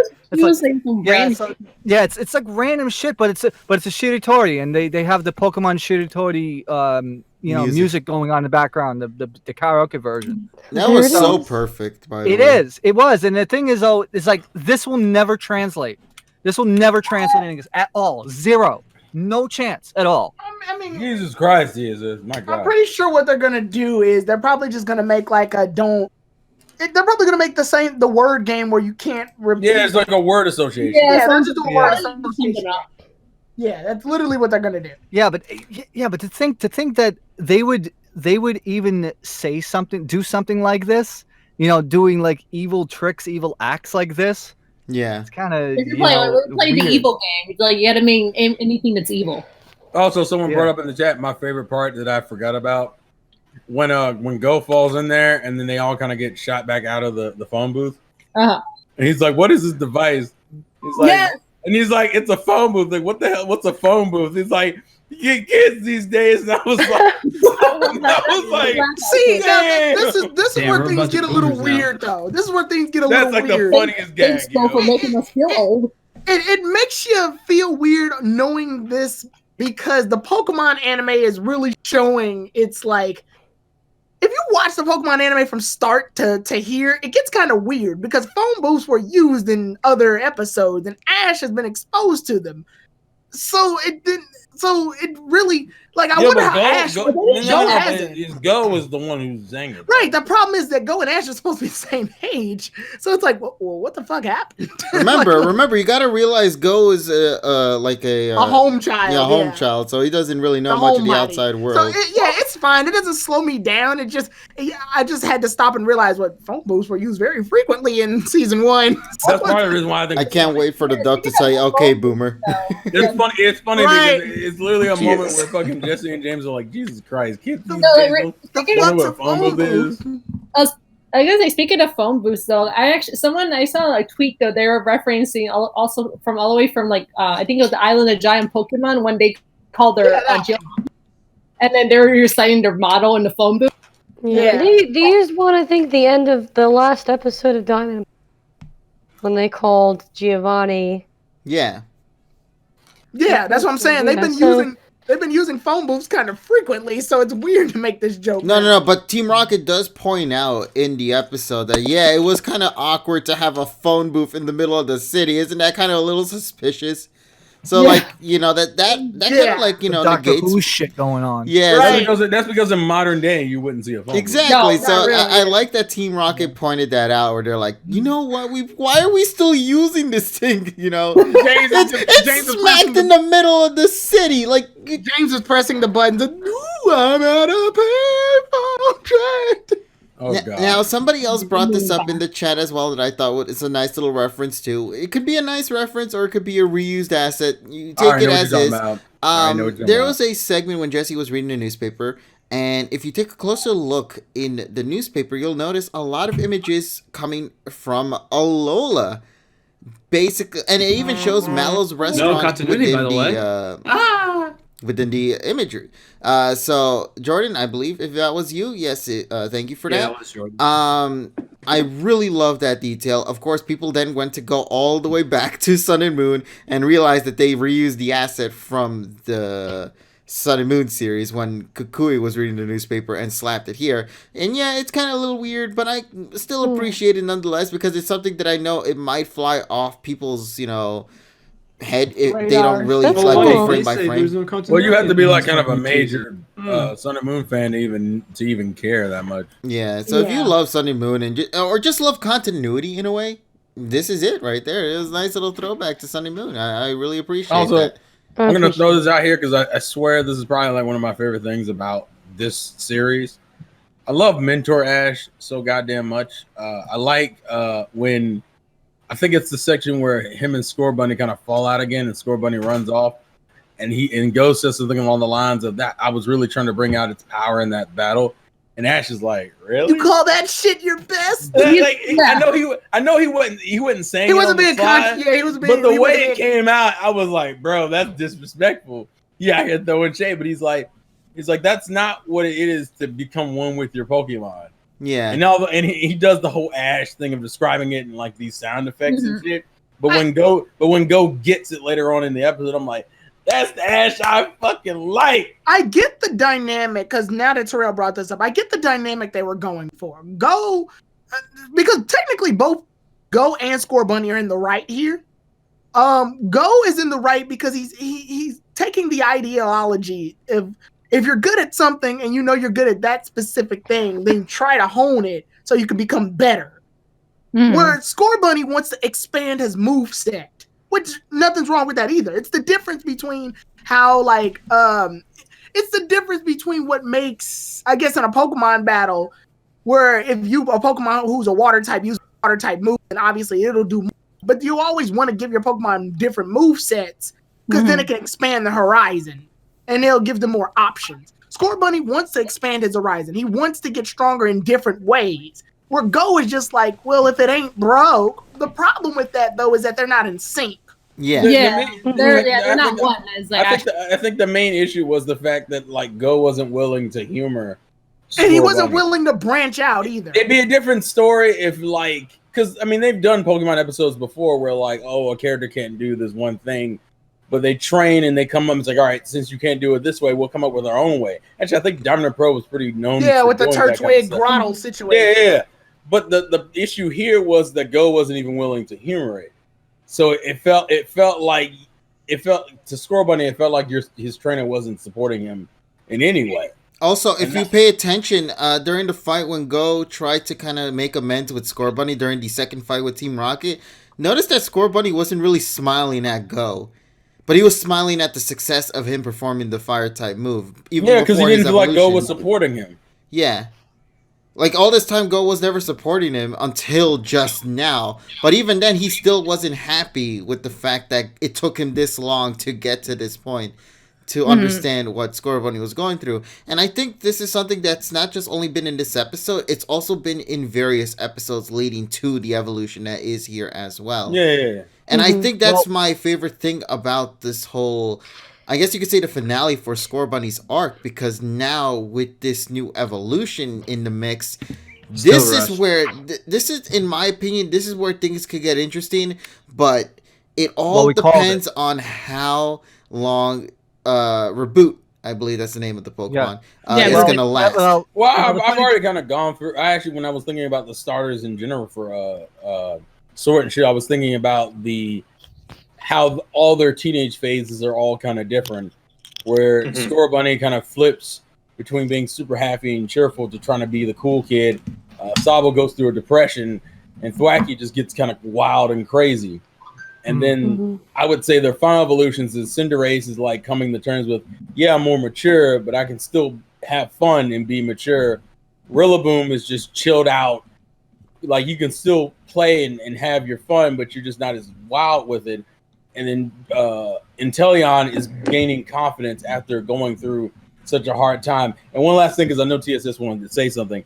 I love the whole... It's another thing about Ash and his mentor role. If you've noticed, the Pokemon he's caught so far have all been fully evolved, showing that he's already kind of past the stage, whereas I would say Go's still catching... Not saying he's only catching pre-evolutions, but definitely his main team seem to be pre-evolved ones. Like, I would say Cubone and Score Bunny, or I guess they grow along with Go, where Ash is already fully grown. Yeah, I love that. I love that kind of shit. That shit. But go ahead, telling us who's top dog. Yeah. Well, first I want to say, we kind of called this. I knew that this was going to happen. I knew there was going to have to be a kind of, the teenage angst coming out because freaking. Well, first of all, I want to say that I don't think this is rushed, really. I think this is a great vehicle to show Go that he's a better trainer than what he's planning or what he thinks he is. So, the thing is, though, now that we have this, we have two instances where the English and the Japanese names are pretty close. We have Hibunny and Score Bunny, and now we have Reboot and Rabifuto, which is rabbit and foot. So it's the same thing together. So with this being said, now Reboot is kind of like, now we're going back with fucking 2003. We're going back 2003 emo shit. which is awesome. I wouldn't say that. I mean, that's more of Sabo's evolutionary line. I think this is just more of his rebellious phase. This is like 2007. Yeah, like I would say, this reminds me. Ironically enough, it reminds me of the Charmander Charizard situation. I want to put that last shot. I felt like actually reminded me of Ash running away from Charizard, and the episode where he left him at the. It's like Raboot thinks that because he was able to master Pyro Ball, which I guess they're not going to call it. Well, they're going to call it Ember for now. It's the becoming until later on, until he probably gets to his final evolution. Since he feels like he mastered that by himself, and that Go didn't really contribute that much, that he's too cool or he's too mature for Go. Like I'm not doing that. Like it's kind of like when you grow up as a child, you all the toys and shit you indulged in as a child. You get to a certain age and you realize your friends aren't doing that anymore. Darmanitan being kind of the older person in that situation. I want to say it like Scorpion's like I'm beyond it. So Raboot's like I'm beyond this. This is I don't have to do this anymore. I want to say it like this. For the longest time in this series, Go has sort of just been catching Pokemon. I mean, he'll do a battle here or there, but he hasn't been as frequent as a battler as Ash has, obviously. Yeah. So and I always felt this. I was like, wow, Scorbunny's evolving a little fast here. We're only on episode 17? But then I thought about it. You know what? It's because the fact that we're only on episode 17. It's because of the fact that we're so early. I think that's kind of why Raboot disobeying Go. He doesn't have enough experience. Yeah, you could say it's rushed, but it has an element. But the rush is part of the story, so it works.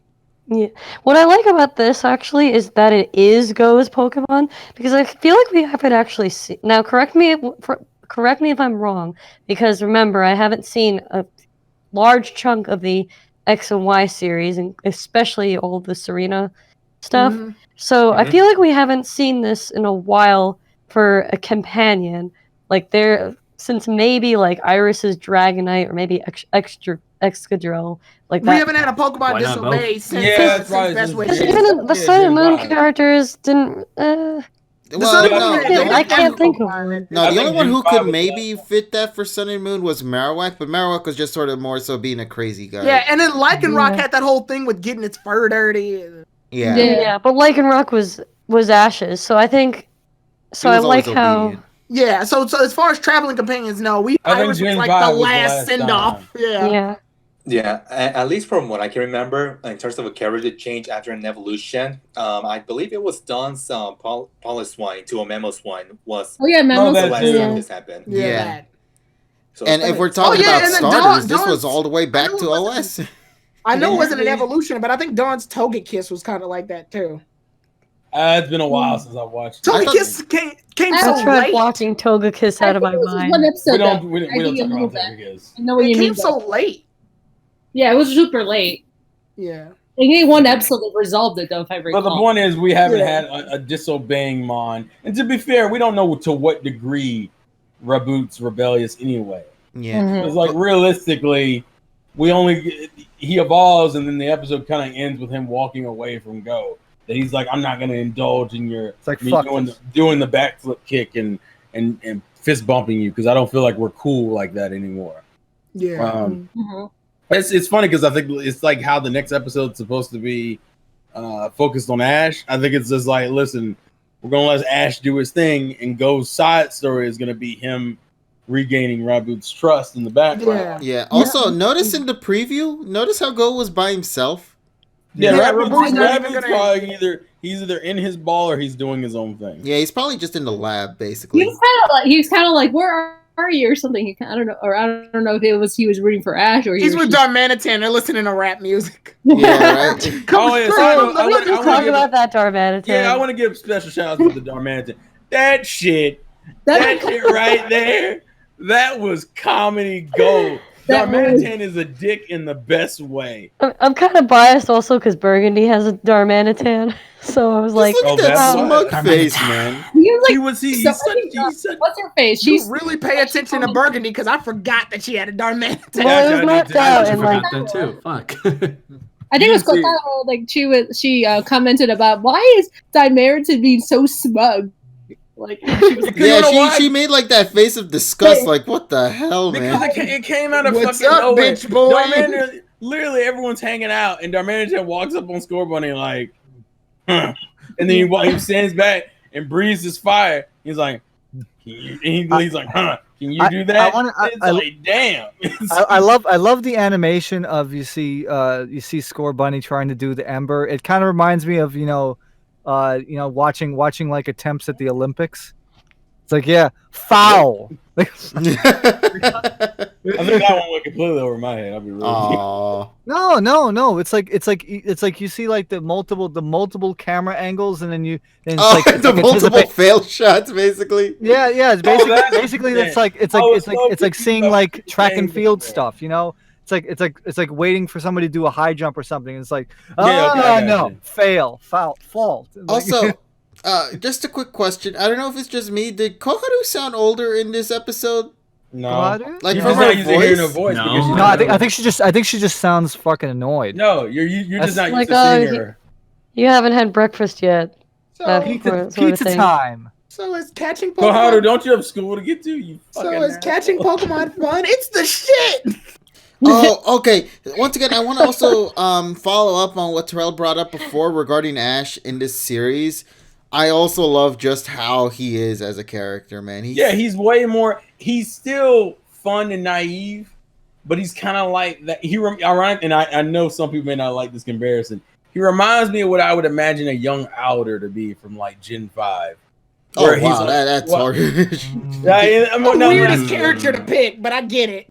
Where he's kind of like a free spirit, and he's still doing. Actually, or a better example would be like Jiraiya, where he doesn't seem like. Hey, that's my boy Jiraiya. He doesn't seem like he's smart or he's incredibly wise, but he has those moments, and you're like, oh, yeah, that's why he was the champion of Alola. Like it's like that. Yeah, another great moment is when Mimi is freaking refilling Koharu's juice. I like that. It's such a small little detail. It's just empty. I didn't even notice that. Yeah, there's always small little nuances that go in the episodes. It's always worth watching again. This anime does a good job of making sure everything's moving. Yeah. I'm still trying to figure out what the show wants to do with Koharu because I feel like they don't. Well, they never made her the main character, though. I like the little moment of her asking, "Is catching Pokemon fun?" It's like it's such a slow intro. This is like, but it's realistic. Slow. But it's realistic. I like it. I get it, but dude, it's not entertaining, bro. Yeah, she's. No. That's the thing. That's why other shit goes on in the background. That's why you have freaking Satoshi. But then I don't care about her character. So when she shows up, I'm like, oh god, they're gonna give me another Koharu scene. But it's not like they've mentioned it since the beginning. She's not really a main character. She's more of like one of those secondary characters that comes in. She's not even a secondary character. It feels like half the time she doesn't show up, and if she shows up, it's like 5 minutes. If that.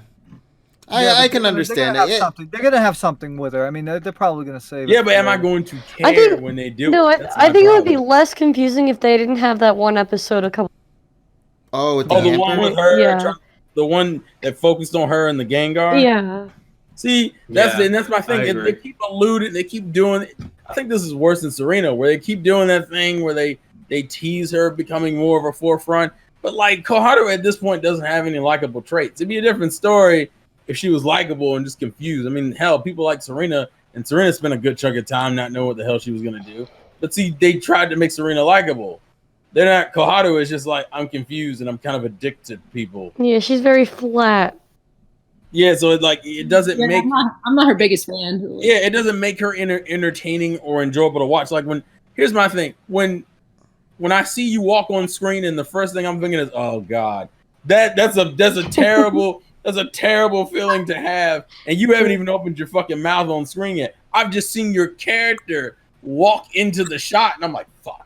I want to like her, like I genuinely do. Yeah, but like, I don't hate her or anything. I just like don't really feel any like emotion. Like I love Go. Like Go might be actually one of my top favorite protagonists at this point, and that's I mean companions, and that's like a hard thing to come by with me because I don't really focus too much on the protagonist. Mm-hmm. So like, for him to be like one of my favorites is a big thing. So like, I would love that for her too, but we'll see. I can understand people's appeal with Go. I guess for me personally, Go hits this weird spot where they tease the interesting stuff with him, but they never kind of go full on into it. So like he kind of just hangs around the just fine for me. Like I don't mind him. I will stick to what I've been saying about the series. Ash is the best part of the series for me, personally. And I'm just so grateful they didn't like hold him back. That. Say what? I'm surprised he didn't hold him back. Yeah. Well, there's no reason to hold him back. He's a fucking champion now. Yeah. Well, he's still. I like this. I like this happy medium. He's like the goofy sage. Like he knows shit, but like you're not gonna get it all the time. You get it in these little packet moments, and that's what. And to me, it's the packet moments that really help his character. So he can still. They found a great compromise where he can still be goofy and do dumb shit, but like he can have these moments, especially in fights. He can have these moments in fights, and he can have. I like the fact that they're fair about the way Go and him interact. That Go's technically the smart one when it comes to like basic things, but Ash has him beat on Pokemon like 100-1, and I appreciate it because even or the fact that Ash kind of being a wild child is better at things like climbing on trees and exploring areas than Go is. Now Go's smarter about it, but Ash is more in tune with nature to me. Like I like that kind of stuff because it shows a care for that character that I don't feel like has always been there. Mm-hmm. I mean, from a great technical standpoint, you know, Go has a lot of trait. You know, it's one of those things where at least they have more realistic characters in this series as opposed to what they have in the past. Like some of them were completely unreasonable, really. But I don't know. I feel like that's part of the charm. Yeah, it is part of the charm. But you know, now they're bringing something, you know, down to earth and. You know, in terms of Go and plus, KG forgot one of the best scenes in this shit, and he did not put it in the screenshots where Scorbunny like soccer kicks the shit out of fucking Go's ass, which is great. I thought you were gonna talk about the Poliwrath. Yeah. By the way, the Poliwrath. As I think it was what was it? Terrell or Tyrone said fucking what was it? A wet fart? No, that was me. That was Kevin. The one time. Kevin, Jesus Christ. KG said it, and I still don't really agree with that. It doesn't sound like that to me. But yeah, I don't agree. One time I finally get recognition. And it's the wrong level. It's the wrong. Pokemon it's the wrong version. It sounds like a wet fart. I swear to you. Just listen to it, bro. I know someone on Twitter like posted that scene, and I heard it this morning. I was like, "Oh, what are you talking about?" I think that was KG. I'm pretty sure KG is the one who posted. No, I didn't post them. I just talked about it on the message, but never on the Twitter. He followed up with it. See if I can find it. I could have swore you posted the clip of that scene. No, I just an image. That was it. That was an image. No, someone had the video. I remember seeing it. Yeah, somebody made the video, but that wasn't me though. Did you retweet it? Is that what I'm thinking of? No, I don't think I did. No one posted in the chat. No, KG will not ruin something else like you did for Shield Hero OP. Listen, man, I'm sorry about that one. Just 40 now. That's exactly what That's exactly the same. I'm gonna say you're over exaggerating. We're all adults. Listen, just listen to it. I swear. Listen, I just played the clip in my video player right now, and I imitated what I heard. See, there you go. I got proof right there. I saw this, and I thought I liked it. Oops, I didn't mean to. When you've had too much Chipotle. When you had too much of those sea chips. That's what happened. That's what happens when you go to an Asian taco place. Damn. But overall, man, that Poliwrath had me dying though when I heard it. Actually, it was pretty adorable too, because right after when I guess they also have the other what's Choodle when they were holding him and they were praising him too. He was smiling. It was really cute. It was so cute. Yeah, that part. I lit up every frame. Oh no! You just had to take those screenshots. Now we know what the new obsession is. You take the sun, then you take the moon. I have to deal with this. When you don't have to. Well, I don't have to, but since it's part of the line. Which should I add? Even though JPR is not here, he said that the line was boring in his live stream of ranking the Pokemon yesterday. Oh no! What was Poliwrath though? I mean Poliwhirl. I'm sorry. He put all of them as neutral and said that the Poly line was boring. Oh damn! I can see why. Hold up. I can see why. Maybe call the police. No, listen. I can see why for Poliwag and Poliwhirl because they both kind of have a neutral ass feel to them. Poliwrath just is kind of boring because it seems like a really basic change. Politoed is probably the manga though. No, but I'm saying we're talking about the mon in its design. Politoed is the most unique of the whole line, and that's also the advantage it has for being a Gen 2 evolution. That is true as well. So Politoed, I think Politoed is the most enjoyable from that line overall. Although I will say I always had an affinity for Whirl over Rav because Rav seemed kind of like a lazy evolution. Oh. It's funny because I wasn't intending for that reaction, even though I should have known. No, I was actually reacting to Hype Prof. Okay, that's fine. Okay, that's fine. Now speaking about that JPR video he did with the stream, I want to do that too eventually. Although I don't want to go the full 5 hours. I thought we did that similar to that. Yeah, I'm not gonna go the full 5 hours. We only did it with Sword and Shield. We didn't do the whole thing. Yeah. So I think what we might do, if we do it in the future, I think we're gonna break it down through regions, like we did mention we were gonna do before. So that way it'll be much easier for us because I don't want to raid 800 Pokemon in one shot because that'll be 5 hours, and I don't know if I have that mindset for that. Well, and also, we're not gonna have the voice for that. Yeah, exactly. If we're gonna be debating as to where we're gonna rank them all, we're gonna have a hard time. Gotta rank them all. Well, if we're gonna be quarantining, that takes a lot of time and a lot of cocaine.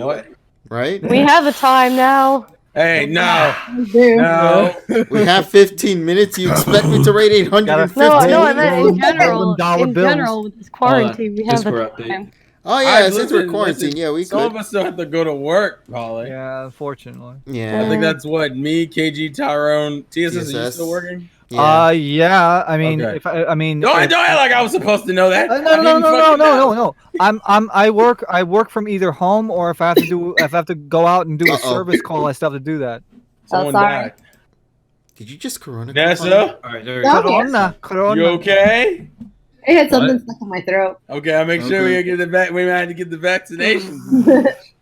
Shit. We have to give it to the one who actually knows medicine. Yeah, and you're the nurse. That's what makes it worse. She's the nurse, and I'm like, fuck. Well, I kind of have two dogs that have got to my. I feel bad. I kind of like directed with all the Poly talk. Don't do it. Don't do it. No.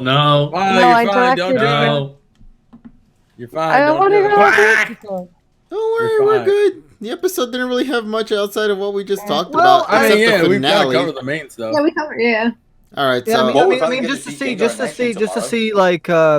to see Score Bunny going around, and it's like, oh, look at this, and Go is just freaking ignoring him.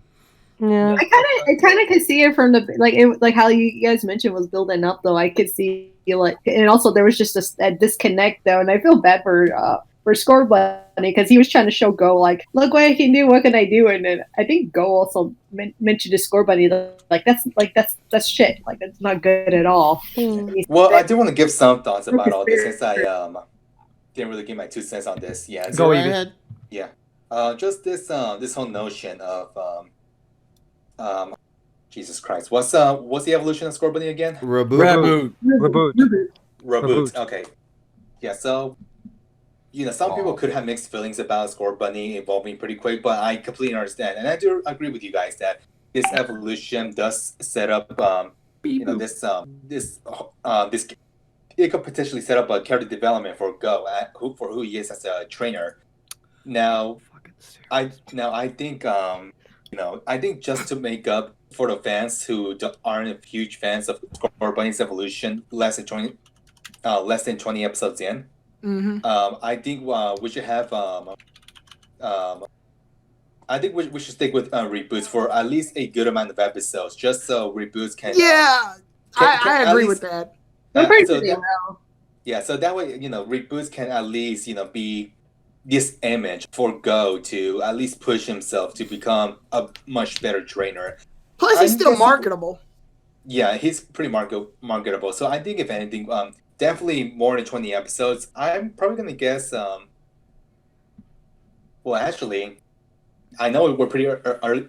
I know we're pretty early into the series, so I don't know. I can't really give up like a good amount of episodes as to when we're gonna. I say 6 or 8 reboot. Did you guys already talk about Choodle, by the way? Yeah, we already talked about Choodle. I love the spin they put on Choodle. I thought Choodle was just gonna be this very weak, insignificant Pokemon until it evolved. Hey, listen, you watch your mouth. No, this motherfucker spitting water gun. He does. It looked like a hydro pump, though. I thought. Right, like I looked at it, I see a water gun. I was like, "Oh, this is gonna be whoa, Jesus Christ!" Their reaction, T-Rox's reaction too. They're like, "Oh shit!" Like this thing is fucking. Right, and then Choodle's, they're like, "Is this thing a little young? Can it fight?" And Meowth's like, Choodle's saying, "Bring it on." Yeah, you did say that. You're like, "Bring it on." And to be fair, Choodle did prove its point, man. It came in hard in that fight. Aren't you a bit little? All I see is it came in wet. Come on, get the terminology. Aren't you a little too little? All I see is bitch. I love that part. Choodle surprised me because I was not expecting him to have that so much power. Though, to be honest. Sorry, Evie. Did you continue with what you were gonna say? No, I'm just hoping that we get to stick with reboot. At least I'm just hoping for a reboot to have a longer tenure compared to Score Bunny. Oh yeah. I give him till episode 36 to evolve. I definitely believe that reboot is needed for Go's development. I say 60 or 80. I'm actually curious what's going to happen in the next episode with. I'm weirded out that they had Score Bunny evolve before Grookey and Sobble are even introduced. Who? The other starters, you idiot. Who? The insignificant Pokemon? What are you talking about? What do you mean the insignificant? No one likes them. That's a lie. Yeah. By no one, I probably mean mind you, Tyrone, this big boy lie. Big boy. Big. Team Sobble was literally an entire meme talking about. Yeah, but Team Sobble ain't shit, so that's fine. That's a lie. But I got my bunny, so I don't give a fuck. I'm gonna say, yours is biased because you like fucking rabbits. Well, here's the thing. Don't disrespect my rabbit.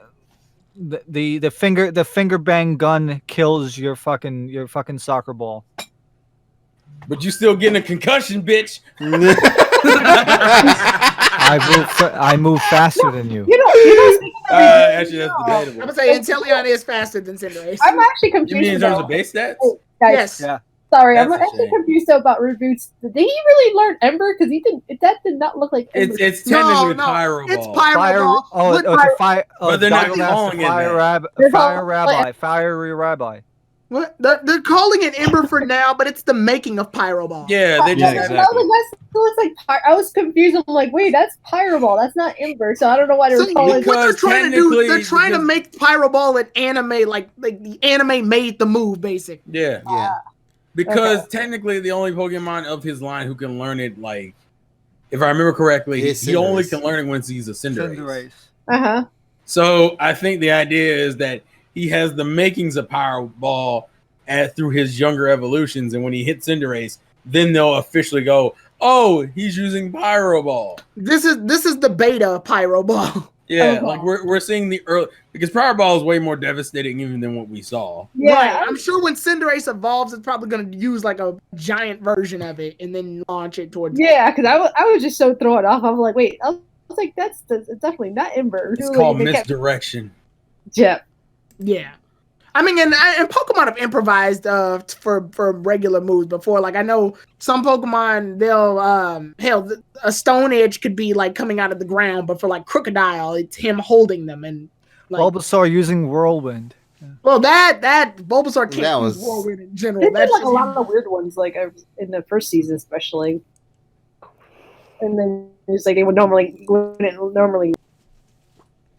Yeah, it's an interesting choice that they're making here. I'm excited for what they're gonna go with the character now in the future because yes, it evolved early, But this also means now, thanks to this whole mood shift that this reboot has, it will allow more opportunities for Go to grow. And as you know, as you guys pointed out, it's going to be interesting to see what's going to come next out of this. And is Go even going to accept to change, or is he going to still stay the arrogant trainer that he kind of is with Score Bunny here in this episode, regarding like neglecting it and not telling it to, you know, improve? Like, you know, Tyrone mentioned it before. They both are right and wrong at the same time, both trainer and Pokemon. But clearly, because they didn't have the same ideals here, they kind of clash with each other. And sadly, that's what you got with the finale of the episode, where Ominous, you know, is like, okay, well, you're not going to, you know, I'm already above you. I don't need to be with you. Let me just walk out of here. And who knows how long that's going to last. I'm a head out. Yeah. Now, here's the thing, though, guys, and this is something none of us talked about yet. How is this going to affect the opening? I think you're going to update. Are we gonna? Here's the question: are we gonna get? We're getting a new opening. Or are we gonna get a version 2? We're getting a version 2. They haven't announced a new opening song yet. Because I know, like, it's probably a version 2 then. Ebo fake news. I did notice, like, the opening, though. It seems like they show, like, the whatever episode it is, they show, like, certain scenes from there, like, and they changes. Except for the Galar ones, they show Zacian and Zamazeno. Mm-hmm. Because they don't actually have, also like, they have to clips. reanimate. They have to reanimate all the Score Bunny scenes. Also, they have to do So it's a dance version differently 2 then. now. The 1, So 2, 3. yeah, it's gonna have to be. I mean, yeah, it's gonna have to be a version 2. That's the only. Or they'll do what some animes do and just not acknowledge it for a while. The angsty episode end version of Oh, the an arrow. dude. Oh, you bitch. 1, 2, 3. Oh god. I'm still pissed off we never got a full version of that. I like the idea though that they Can we not talk edited about it. it again? I like Don't the bring it idea up. though that they edited so, like, you know that scene where Go is putting his stuff in his bag and Score Bunny jumping up and down. Instead, of Reboot's just turning his back on him and scowling. And then, yeah, it's gonna be like a sad scene now instead of a happy scene. Yeah. Also, the 1, 2, 3. So dance. what? So fucking Go's depressed. No. Wait, I does that mean? want- Wait, no, does that mean he's in ashes I and want- dancing? no. Jesus Christ. Fine, Tyron. Goddamn. Because I want what I want is better. I want that You're lying. like the entire opening, they don't even recognize it. Like they everybody except Reboot acts the exact same. Like they completely ignore the fact that Score Bunny is now Reboot and it's angrily scowling. Ash is like jumping around, Go's jumping around, and Reboot's still just like, you bitches. No. Okay, this is what I was trying to bring up. I like the kind of depressed Go sections where like Go's like trying to get Reboot to participate, like in the dancing sequence, and he just won't do it. No, I'm seeing like that. That's the thing I'm going to talk about. Like everybody's dancing in that sequence, and then Reboot just looks at them and just walks off the screen. Like that's pretty much how it's going to be for that. So wait, how would that work? Like for the scene where like they're Pikachu and Score Bunny were together rubbing faces, and then they like jumped over and they were in Mr. Mime's hands. Like No, they just they maybe replaced it with Cubone. Yamper. Cubone or something. It's just Cubone. no, it can't be replaced with Yamper because Yamper is what they were on top of. No, it's going to be a new Pokemon now after that. It's going to be Snom. I'm calling it now. So they're gonna be frozen. Yes. I like TSS. It was more logical. It's No. gonna be I'm Cubone. telling you guys, it's going to be Snom's time now. It's gonna be Cubone. No.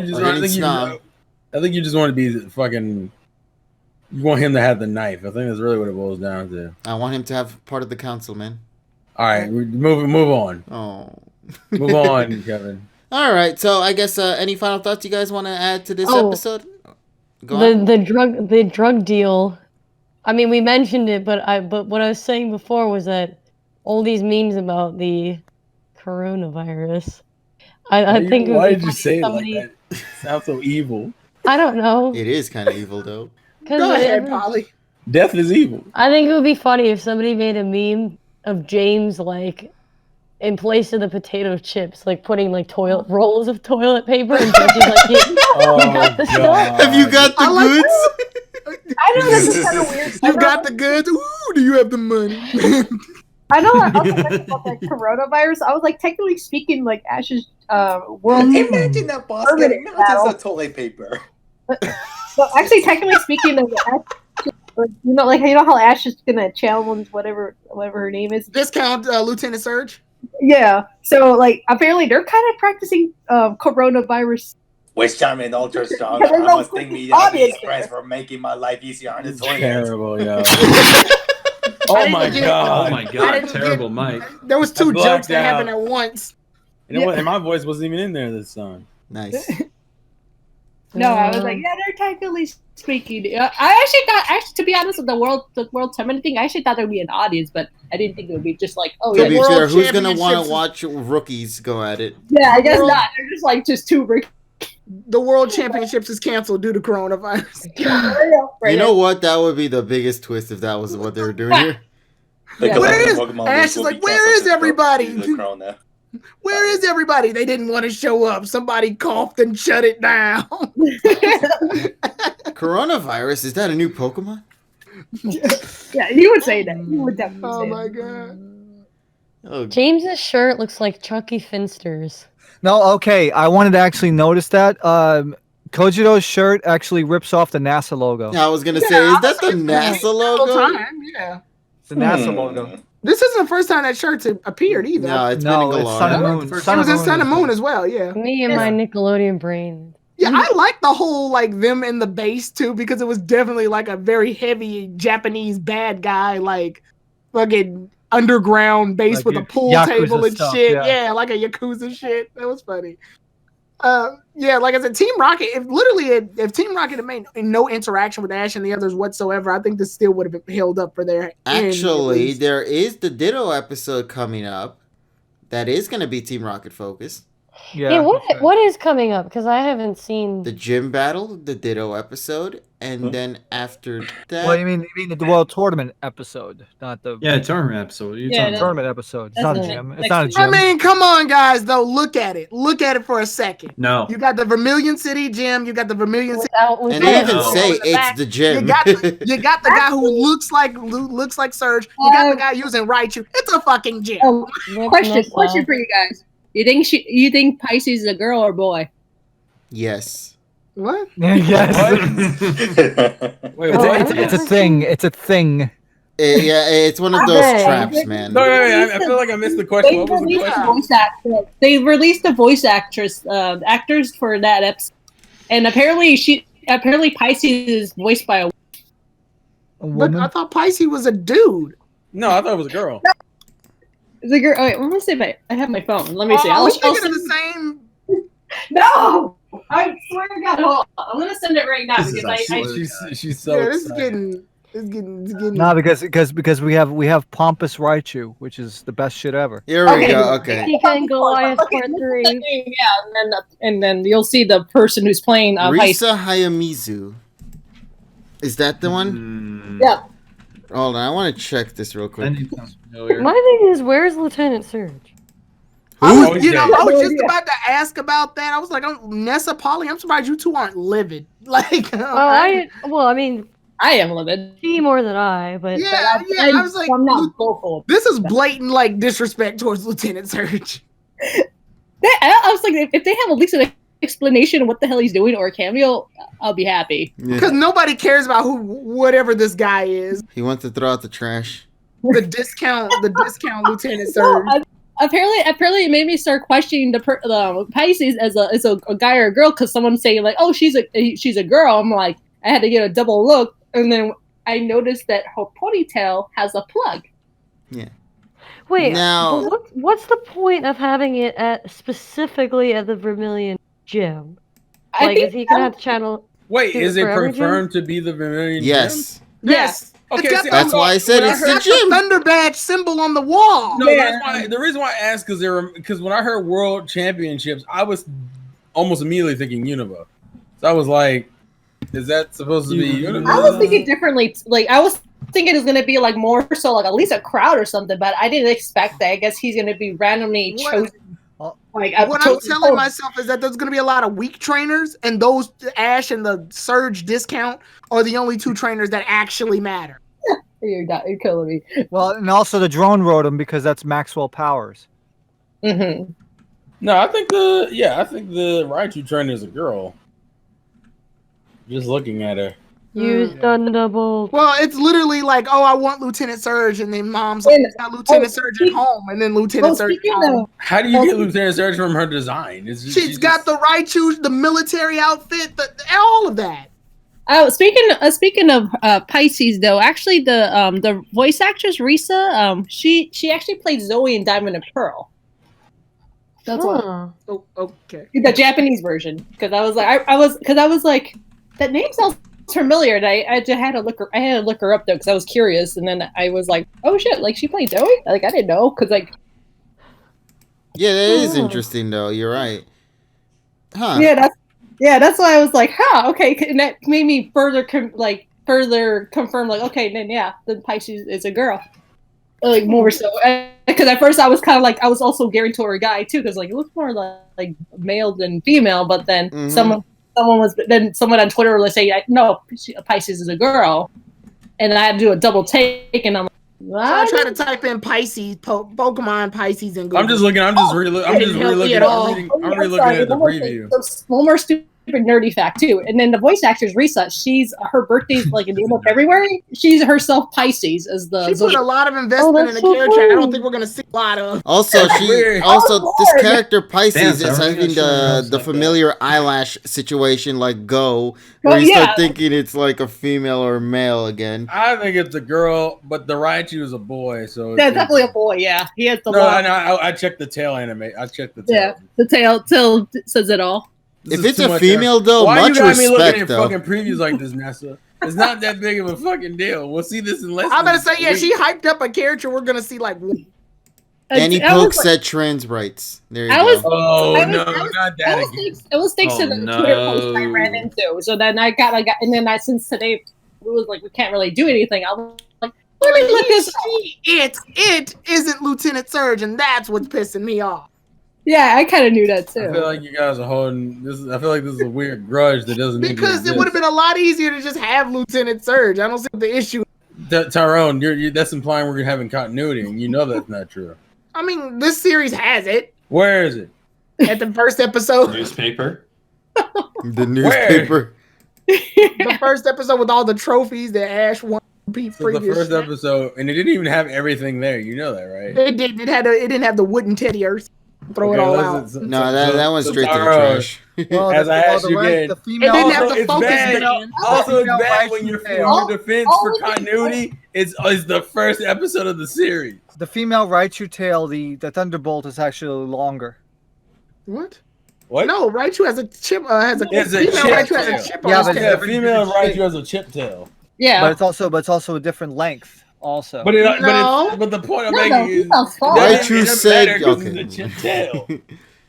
The female and male Raichu's tails are the same length. It's female Raichu's tail is cut off. Well, actually, in Emerald it's different. Let's just go Diamond with and Pearl. I don't think it's Emerald. I think you're talking about Diamond and Pearl. Diamond and Pearl, yeah. What, KG? Let's just for now go with unknown. Once we get the episode, we'll figure figure it out 6 days. I'm just more excited for the updated opening at this point, if they will update it. I'm curious. I want to see Ash and the Gengar in a real fight. So I'm looking forward to that. Gengar's going. I'm actually excited for next week's episode. Even though Lieutenant Surge is not there, I kind of like half expected that's going to happen. Sadly, that's Raichu. Yeah, that's Raichu. That's why more. Exactly right. I see what they're gonna do though. I don't think they're gonna have the same formula of Raichu beating Pikachu and then Pikachu making. Well, they're not taking it as seriously. Yeah, I think what they're gonna do is if anything, I think Go's gonna look at the situation, think Pikachu's gonna lose, and Pikachu kicks Raichu's ass. But he's gonna be the one to assume, kind of like the Rotom-Dex. Yeah, Go's gonna be like, "What? Raichu's the evolved form. Pikachu's at a disadvantage," and Ash is gonna whip its ass. I wouldn't be surprised if they tied, because I'm not sure. Like, if Ash loses here, then I'm not sure. Well, here's the question: do you think Gengar is gonna win? Oh, maybe Gengar wins, but never gets called back, and then the tie happens. So, Gengar is still available, but never used after that. This show's that would imply that he won. Then it wouldn't be. A no. I'm saying he wins the fight against Electrode, gets called back, but you never see him get brought back out because the tie happens between Pikachu and Raichu. But Ash would ultimately win. Ash would win because he had one more. Okay, all right, I got you. Yeah. I'm really going off of the idea that Pikachu's going to stomp at Raichu. It has to at this point, yeah. Yeah, but the point of the question was whether or not you think he was going to win or not. Well, he's going to win. Gengar's going to beat Electro, but Raichu's going to whoop Gengar. I knew that. Also, that's the order in which that goes. Also, I forgot because we were talking about future episodes regarding with Ditto and this upcoming fight here. I also forgot to mention the Lugia as well as coming back. Oh yeah. So that's going to be interesting to see as well. And it's going to be a mess because it has 6 animation directors, and I don't know how that's going to turn out. Oh, magical. Mentioned that. I don't know. Did they ever do more than 2 animators? Yeah. Normally, it's usually 2 animators. Yeah, but I think pretty much. But like I said, I think mostly it's going to be probably clips. Yeah, they're probably going to reuse clips from past, specifically from the past Lugia episode, which is why it's hinting there. But even then, 6 animators is pretty crazy, though. I don't think I've ever seen such a big list. 6 animation directors. There are a lot more animators. It's I'm sorry, directors. Animation directors. Yes, you're right. Directors. Well, we always know there are more directors. Next week's episode is looking, Chris, speaking about the animation department side of things. I love the way Raichu is animating towards the... it's just fluid when it's using its Thunderbolt attack in the preview we got for it. Mm-hmm. And I just hate seeing Raichu in the anime because of the context that every time we see him, it's gotta be on some Pikachu Raichu rivalry nonsense. I feel like there was one point, I think it was X and Y that never did that. No, did Sun and Moon do that? Sun and Moon had Alolan Raichu. Sun and Moon had them have a race. On context. So we always gotta get a rivalry of some sort. But after that, the rivalry never kind of brought up. Yeah, but the whole thing is Alolan Raichu won, so it's. No, it was the Kamala won. Yeah. Damn. Yeah, Kamala, the Pokemon that's asleep, won the damn race. Yeah. Don't question these people. Because Pikachu and Raichu were like head to head, and so now we know who the true Alolan fans. And then Beware came out. I always knew it. He was a real stan of Sun and Moon. Beware came out and broke the. Yeah, that's why I don't give a fuck about Sun and Moon in the first 60 episodes. Thank you. Good night. But then afterwards. Yeah, that happened. And I think Raichu's earlier appearances after Electric Shock Showdown, I think his only other, like, major-wise, was that movie episode, the Pokemon Hollywood episode, where they were trying to make a movie. What about Shoto? And Raichu and Pikachu were dancing. No, that's not what his name was. What's his... It's TSS's character. What is his name? Oh, Show. No, that's the one. No, see, that goes into what you're talking about. That's DP74. Yeah, that goes Pika and the Goliath. I still love that thing. I still love his dub voice. It's the funniest. Pika and the Goliath goes into what you're talking about. Pikachu versus Raichu bullshit. Show had the fucking the concept and shit going on. So I'm trying to point out all the episodes where Raichu doesn't have a problem with Pikachu. There was actually more episodes of Raichu not having a problem with Pikachu. And I'm trying to get to them, but I can't get up. There's only maybe 4. Also, the Pikachu's Vacation. There's the episode where this old lady has a Pikachu, and it shocks the fruit. Yes, it shocks the fruit off. And she noticed that Pikachu's missing because it came back and evolved as a Raichu. Mm-hmm. The Raichu stands in the chat. There you go, buddy. I'm pointing out the other episodes where... You know, one thing that might yes, and Tyrone. Sun and Moon, I should technically. Oh, but usually the Elect Trio. Oh God. Uh-oh. I thought that was a pretty good pun. Thank you, EB, for the image. Wait, I'm sorry, what? Sorry. No, you EV, the EB. Sorry. Actually, I was going to say, technically speaking, a lot of the Mean Spirit Raichus were owned by male trainers, but I think Sun and Moon kind of broke that with the Alolan Raichu. And then I guess if Pisces considered a girl, that probably would break it even more. But the one girl that owned the Raichu during when they were filming the movie, she owned the Raichu. No, yeah, and they were fine. They weren't. Yeah. They were dancing. That was the episode I was trying to talk about. And also, there was a one of the showboat that got banned. Yeah. And then there's a Marie one that it was like a sheepdog. Yeah, and I think Raichu made another appearance when all the electric Pokemon got taken over in X and Y. Yeah, but there was no trainer, I believe. Yeah, that one's just a wild Raichu. Mm-hmm. But I'm with Terrell. I do not like the fact that it's always the Pikachu versus Raichu, because it kind of downplays Raichu. Mm-hmm. Yeah, Raichu gets that L every time. Happen, though. I was like, maybe shit, Tyrone had a Raichu. That's what I was saying in X and Y. How did you not know this? Because Tyrone's not a real fan. Exactly. He's always been supporting X and Y. He's the man that champions XY, but you guys won't let me finish. So I'm gonna... No, Tyrone. You said you forgot. You straight up said you forgot. You were exposed because I haven't gotten. He used it in the Sliggoo episode. He used it in the League episode. How did you not remember that? How did I remember that and you didn't remember? Get him! Get this man! Exposed. I think the funny thing when you guys turn up series. It's still like a series and not have a favorite character.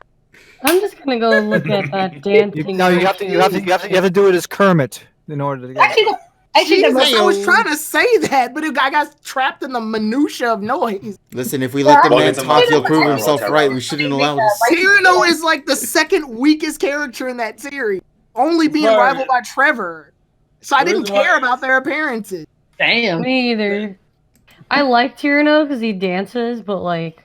That's all I remember. And also trying to flirt with Serena. He's useful for. It sounds like the issue he had in the games. Well, I guess you could say the X and Y anime did a good job with handling. If you look at Tyrone's battles, the only memorable one is at the summer camp, and then when his league battle against Shota, he gets stomped with Raichu only serving one purpose, and that's to utilize from the rain dance that Blastoise provided. Mm-hmm. And that was about it. He didn't provide much, so my brain just sort of wiped him out. Yeah, I was like, I remember this was like one of my favorite scenes. Yeah, what about the War Turtle Sliggoo fight thing? That fight was literally just Ash getting another W under his book. Mm-hmm. The second movie he kicked everyone's ass. Yeah. X and Y Ash was definitely something, man. And then how's Raichu real? Didn't it just like beat Exeggutor and that was about it? Yeah. Yeah, it wasn't showcased that much, even though Raichu was there, but he was. Yeah, he was like there for all of 2 seconds. I was wishing. Only Raichu had more screen time though. The funny thing is, like before the whole when Tyrone owned Raichu, for the longest time, I actually didn't imagine Raichu could breakdance for some reason before that happened, and then I was shocked when Tyrone had a Raichu, and then doing that, I was like, holy shit, that's exactly how I pictured it in my mind. That was just weird. It was just like weird coincidence. I was like, okay, I guess someone else thought so too because they animated in the anime. So you saw the future, and the future I saw the future. It wasn't pretty. Yeah. To the future. Motor imagery. This is gonna bother me. I can't find that dancing picture. Which one? The Raichu and the Pikachu dancing together. Oh, I was like, wait. It's there. I grabbed the gift from the Discord and then. Let's see if I know. The Pikachu and Raichu in OS when they had the bow tie on. 82. Sorry, not 82, 92, I think. Right. If you need the encyclopedia for episodes, he's your man for that. Especially the early ones. Especially but that's AG. Not... because Johto's his favorite series. Wait, what are you guys talking about? You mean when they're dancing? I like how this. Because that's when the ship. That was in the ship thing. Someone's saying eCall 2.0 in the chat. I don't like this. Yeah. I was like, I learned how this is turned into I thought you guys were talking about the audition one where like it had I think it was Katrina that had the right. Yes. Yeah. All right. I think I'm mixing up. I don't know. It's alright. In other words, Raichu is love. Raichu is life. Yes. Except when he's put up against Pikachu. Except when he's getting those L's. Well, we'll find out. It's an L or not. It's definitely gonna be a no. It's gonna be an L. Well, yeah, I'm still sticking with the idea. I know what's gonna happen. Like, Go's gonna think that Pikachu's gonna get his butt kicked because it's stronger, but Pikachu's gonna. I don't think he'll think that. Stop it. Well, because the anime's been doing that a lot, where Go look at a situation, know it's tough for a normal person. Then Ash comes in, then they play that epic music in the background. It kind of reminds you of My Hero Academia, and then Pikachu ends up just killing. I wouldn't be surprised. Does it remind me of directed to Go and reboot? That's exactly what it reminds you of. Wait, say what? Huh? What did Nessa say? I didn't hear. No, I would say I wouldn't be too surprised, like if like what Tyrone said about like how Pikachu wasn't able to beat Raichu though, like, but then Ash, being Ash. Yeah, I mentioned though it probably could go back to his thinking about him himself and reboot. Like the whole situation, what they're having right now. Yeah, I guess my main issue is that to me that's just repeating the same idea. I don't know. It seems a little redundant in my opinion. Well, I was like, no, we won't know until the episode airs. So yeah, I was like, we got time. It's fine. Yeah, I mean, like they did it 3 times already. Where like the Venusaur episode, Pikachu. And I thought we were better than this Tyrone repetition greatness. No, I'm saying like the reason that, but like you got to look at what we're given here. They've been continuing this for Go gets impressed by what Ash does. So I wouldn't doubt it if the odds are against fighting is stronger than Pikachu. Oh wait, no, the bond that Pikachu and Ash share is stronger than the. Yes. Pretty much. Go. Very predictable. Go will have a stroke, and then he's gonna realize. Okay. Yeah, it'll be very predictable. I feel like he's ready to end the thing. Yeah. Am I? Yeah, we just know. Are you ready? No, the better question is, are you guys? Because it's already past your bedtime now, it seems. Oh, Lord. Yeah, go to bed, you fucks. You got work tomorrow. Why do I remember him wearing a bow tie? Nobody has work. He was. Yeah, that was an orange. That was an orange. He wears a bow tie in the Showboat one. Yeah, orange. This is the kind of stuff. This is the quality content that nobody in the goddamn chat on Twitch will understand. Just end it. All right, listen. We're rambling. We're rambling. Just end it. Okay. Yeah, this is fun. Alrighty then. Well, I hope you guys enjoyed whatever that finale of a segment was that we had tonight. Cocaine's a hell of a drug. I know, drug is hell of a cocaine indeed. Yeah. Now, with that being said, I want to thank everybody here in the call. Absolutely appreciate them all. Evie, Nessa, Polly, Richie, Terrell, or otherwise known as the Insane Game Freak, TSS, and Tyrone. Thank you guys all so much for being here tonight. If you guys want to go and check them out, I believe they should have links to their Twitters all under there in the friends segment down below, so make sure to go give everybody a follow. Make sure, once again, as we talked about in the first hour, our buddy here, Polly, is going to be having her own little podcast for The Rivals, so please take a look forward to that. I'm pretty confident we'll probably let you guys know on Twitter when it's closing in on when we're going to do that, or when she's going to do that. So look forward to that. Anything else I'm forgetting?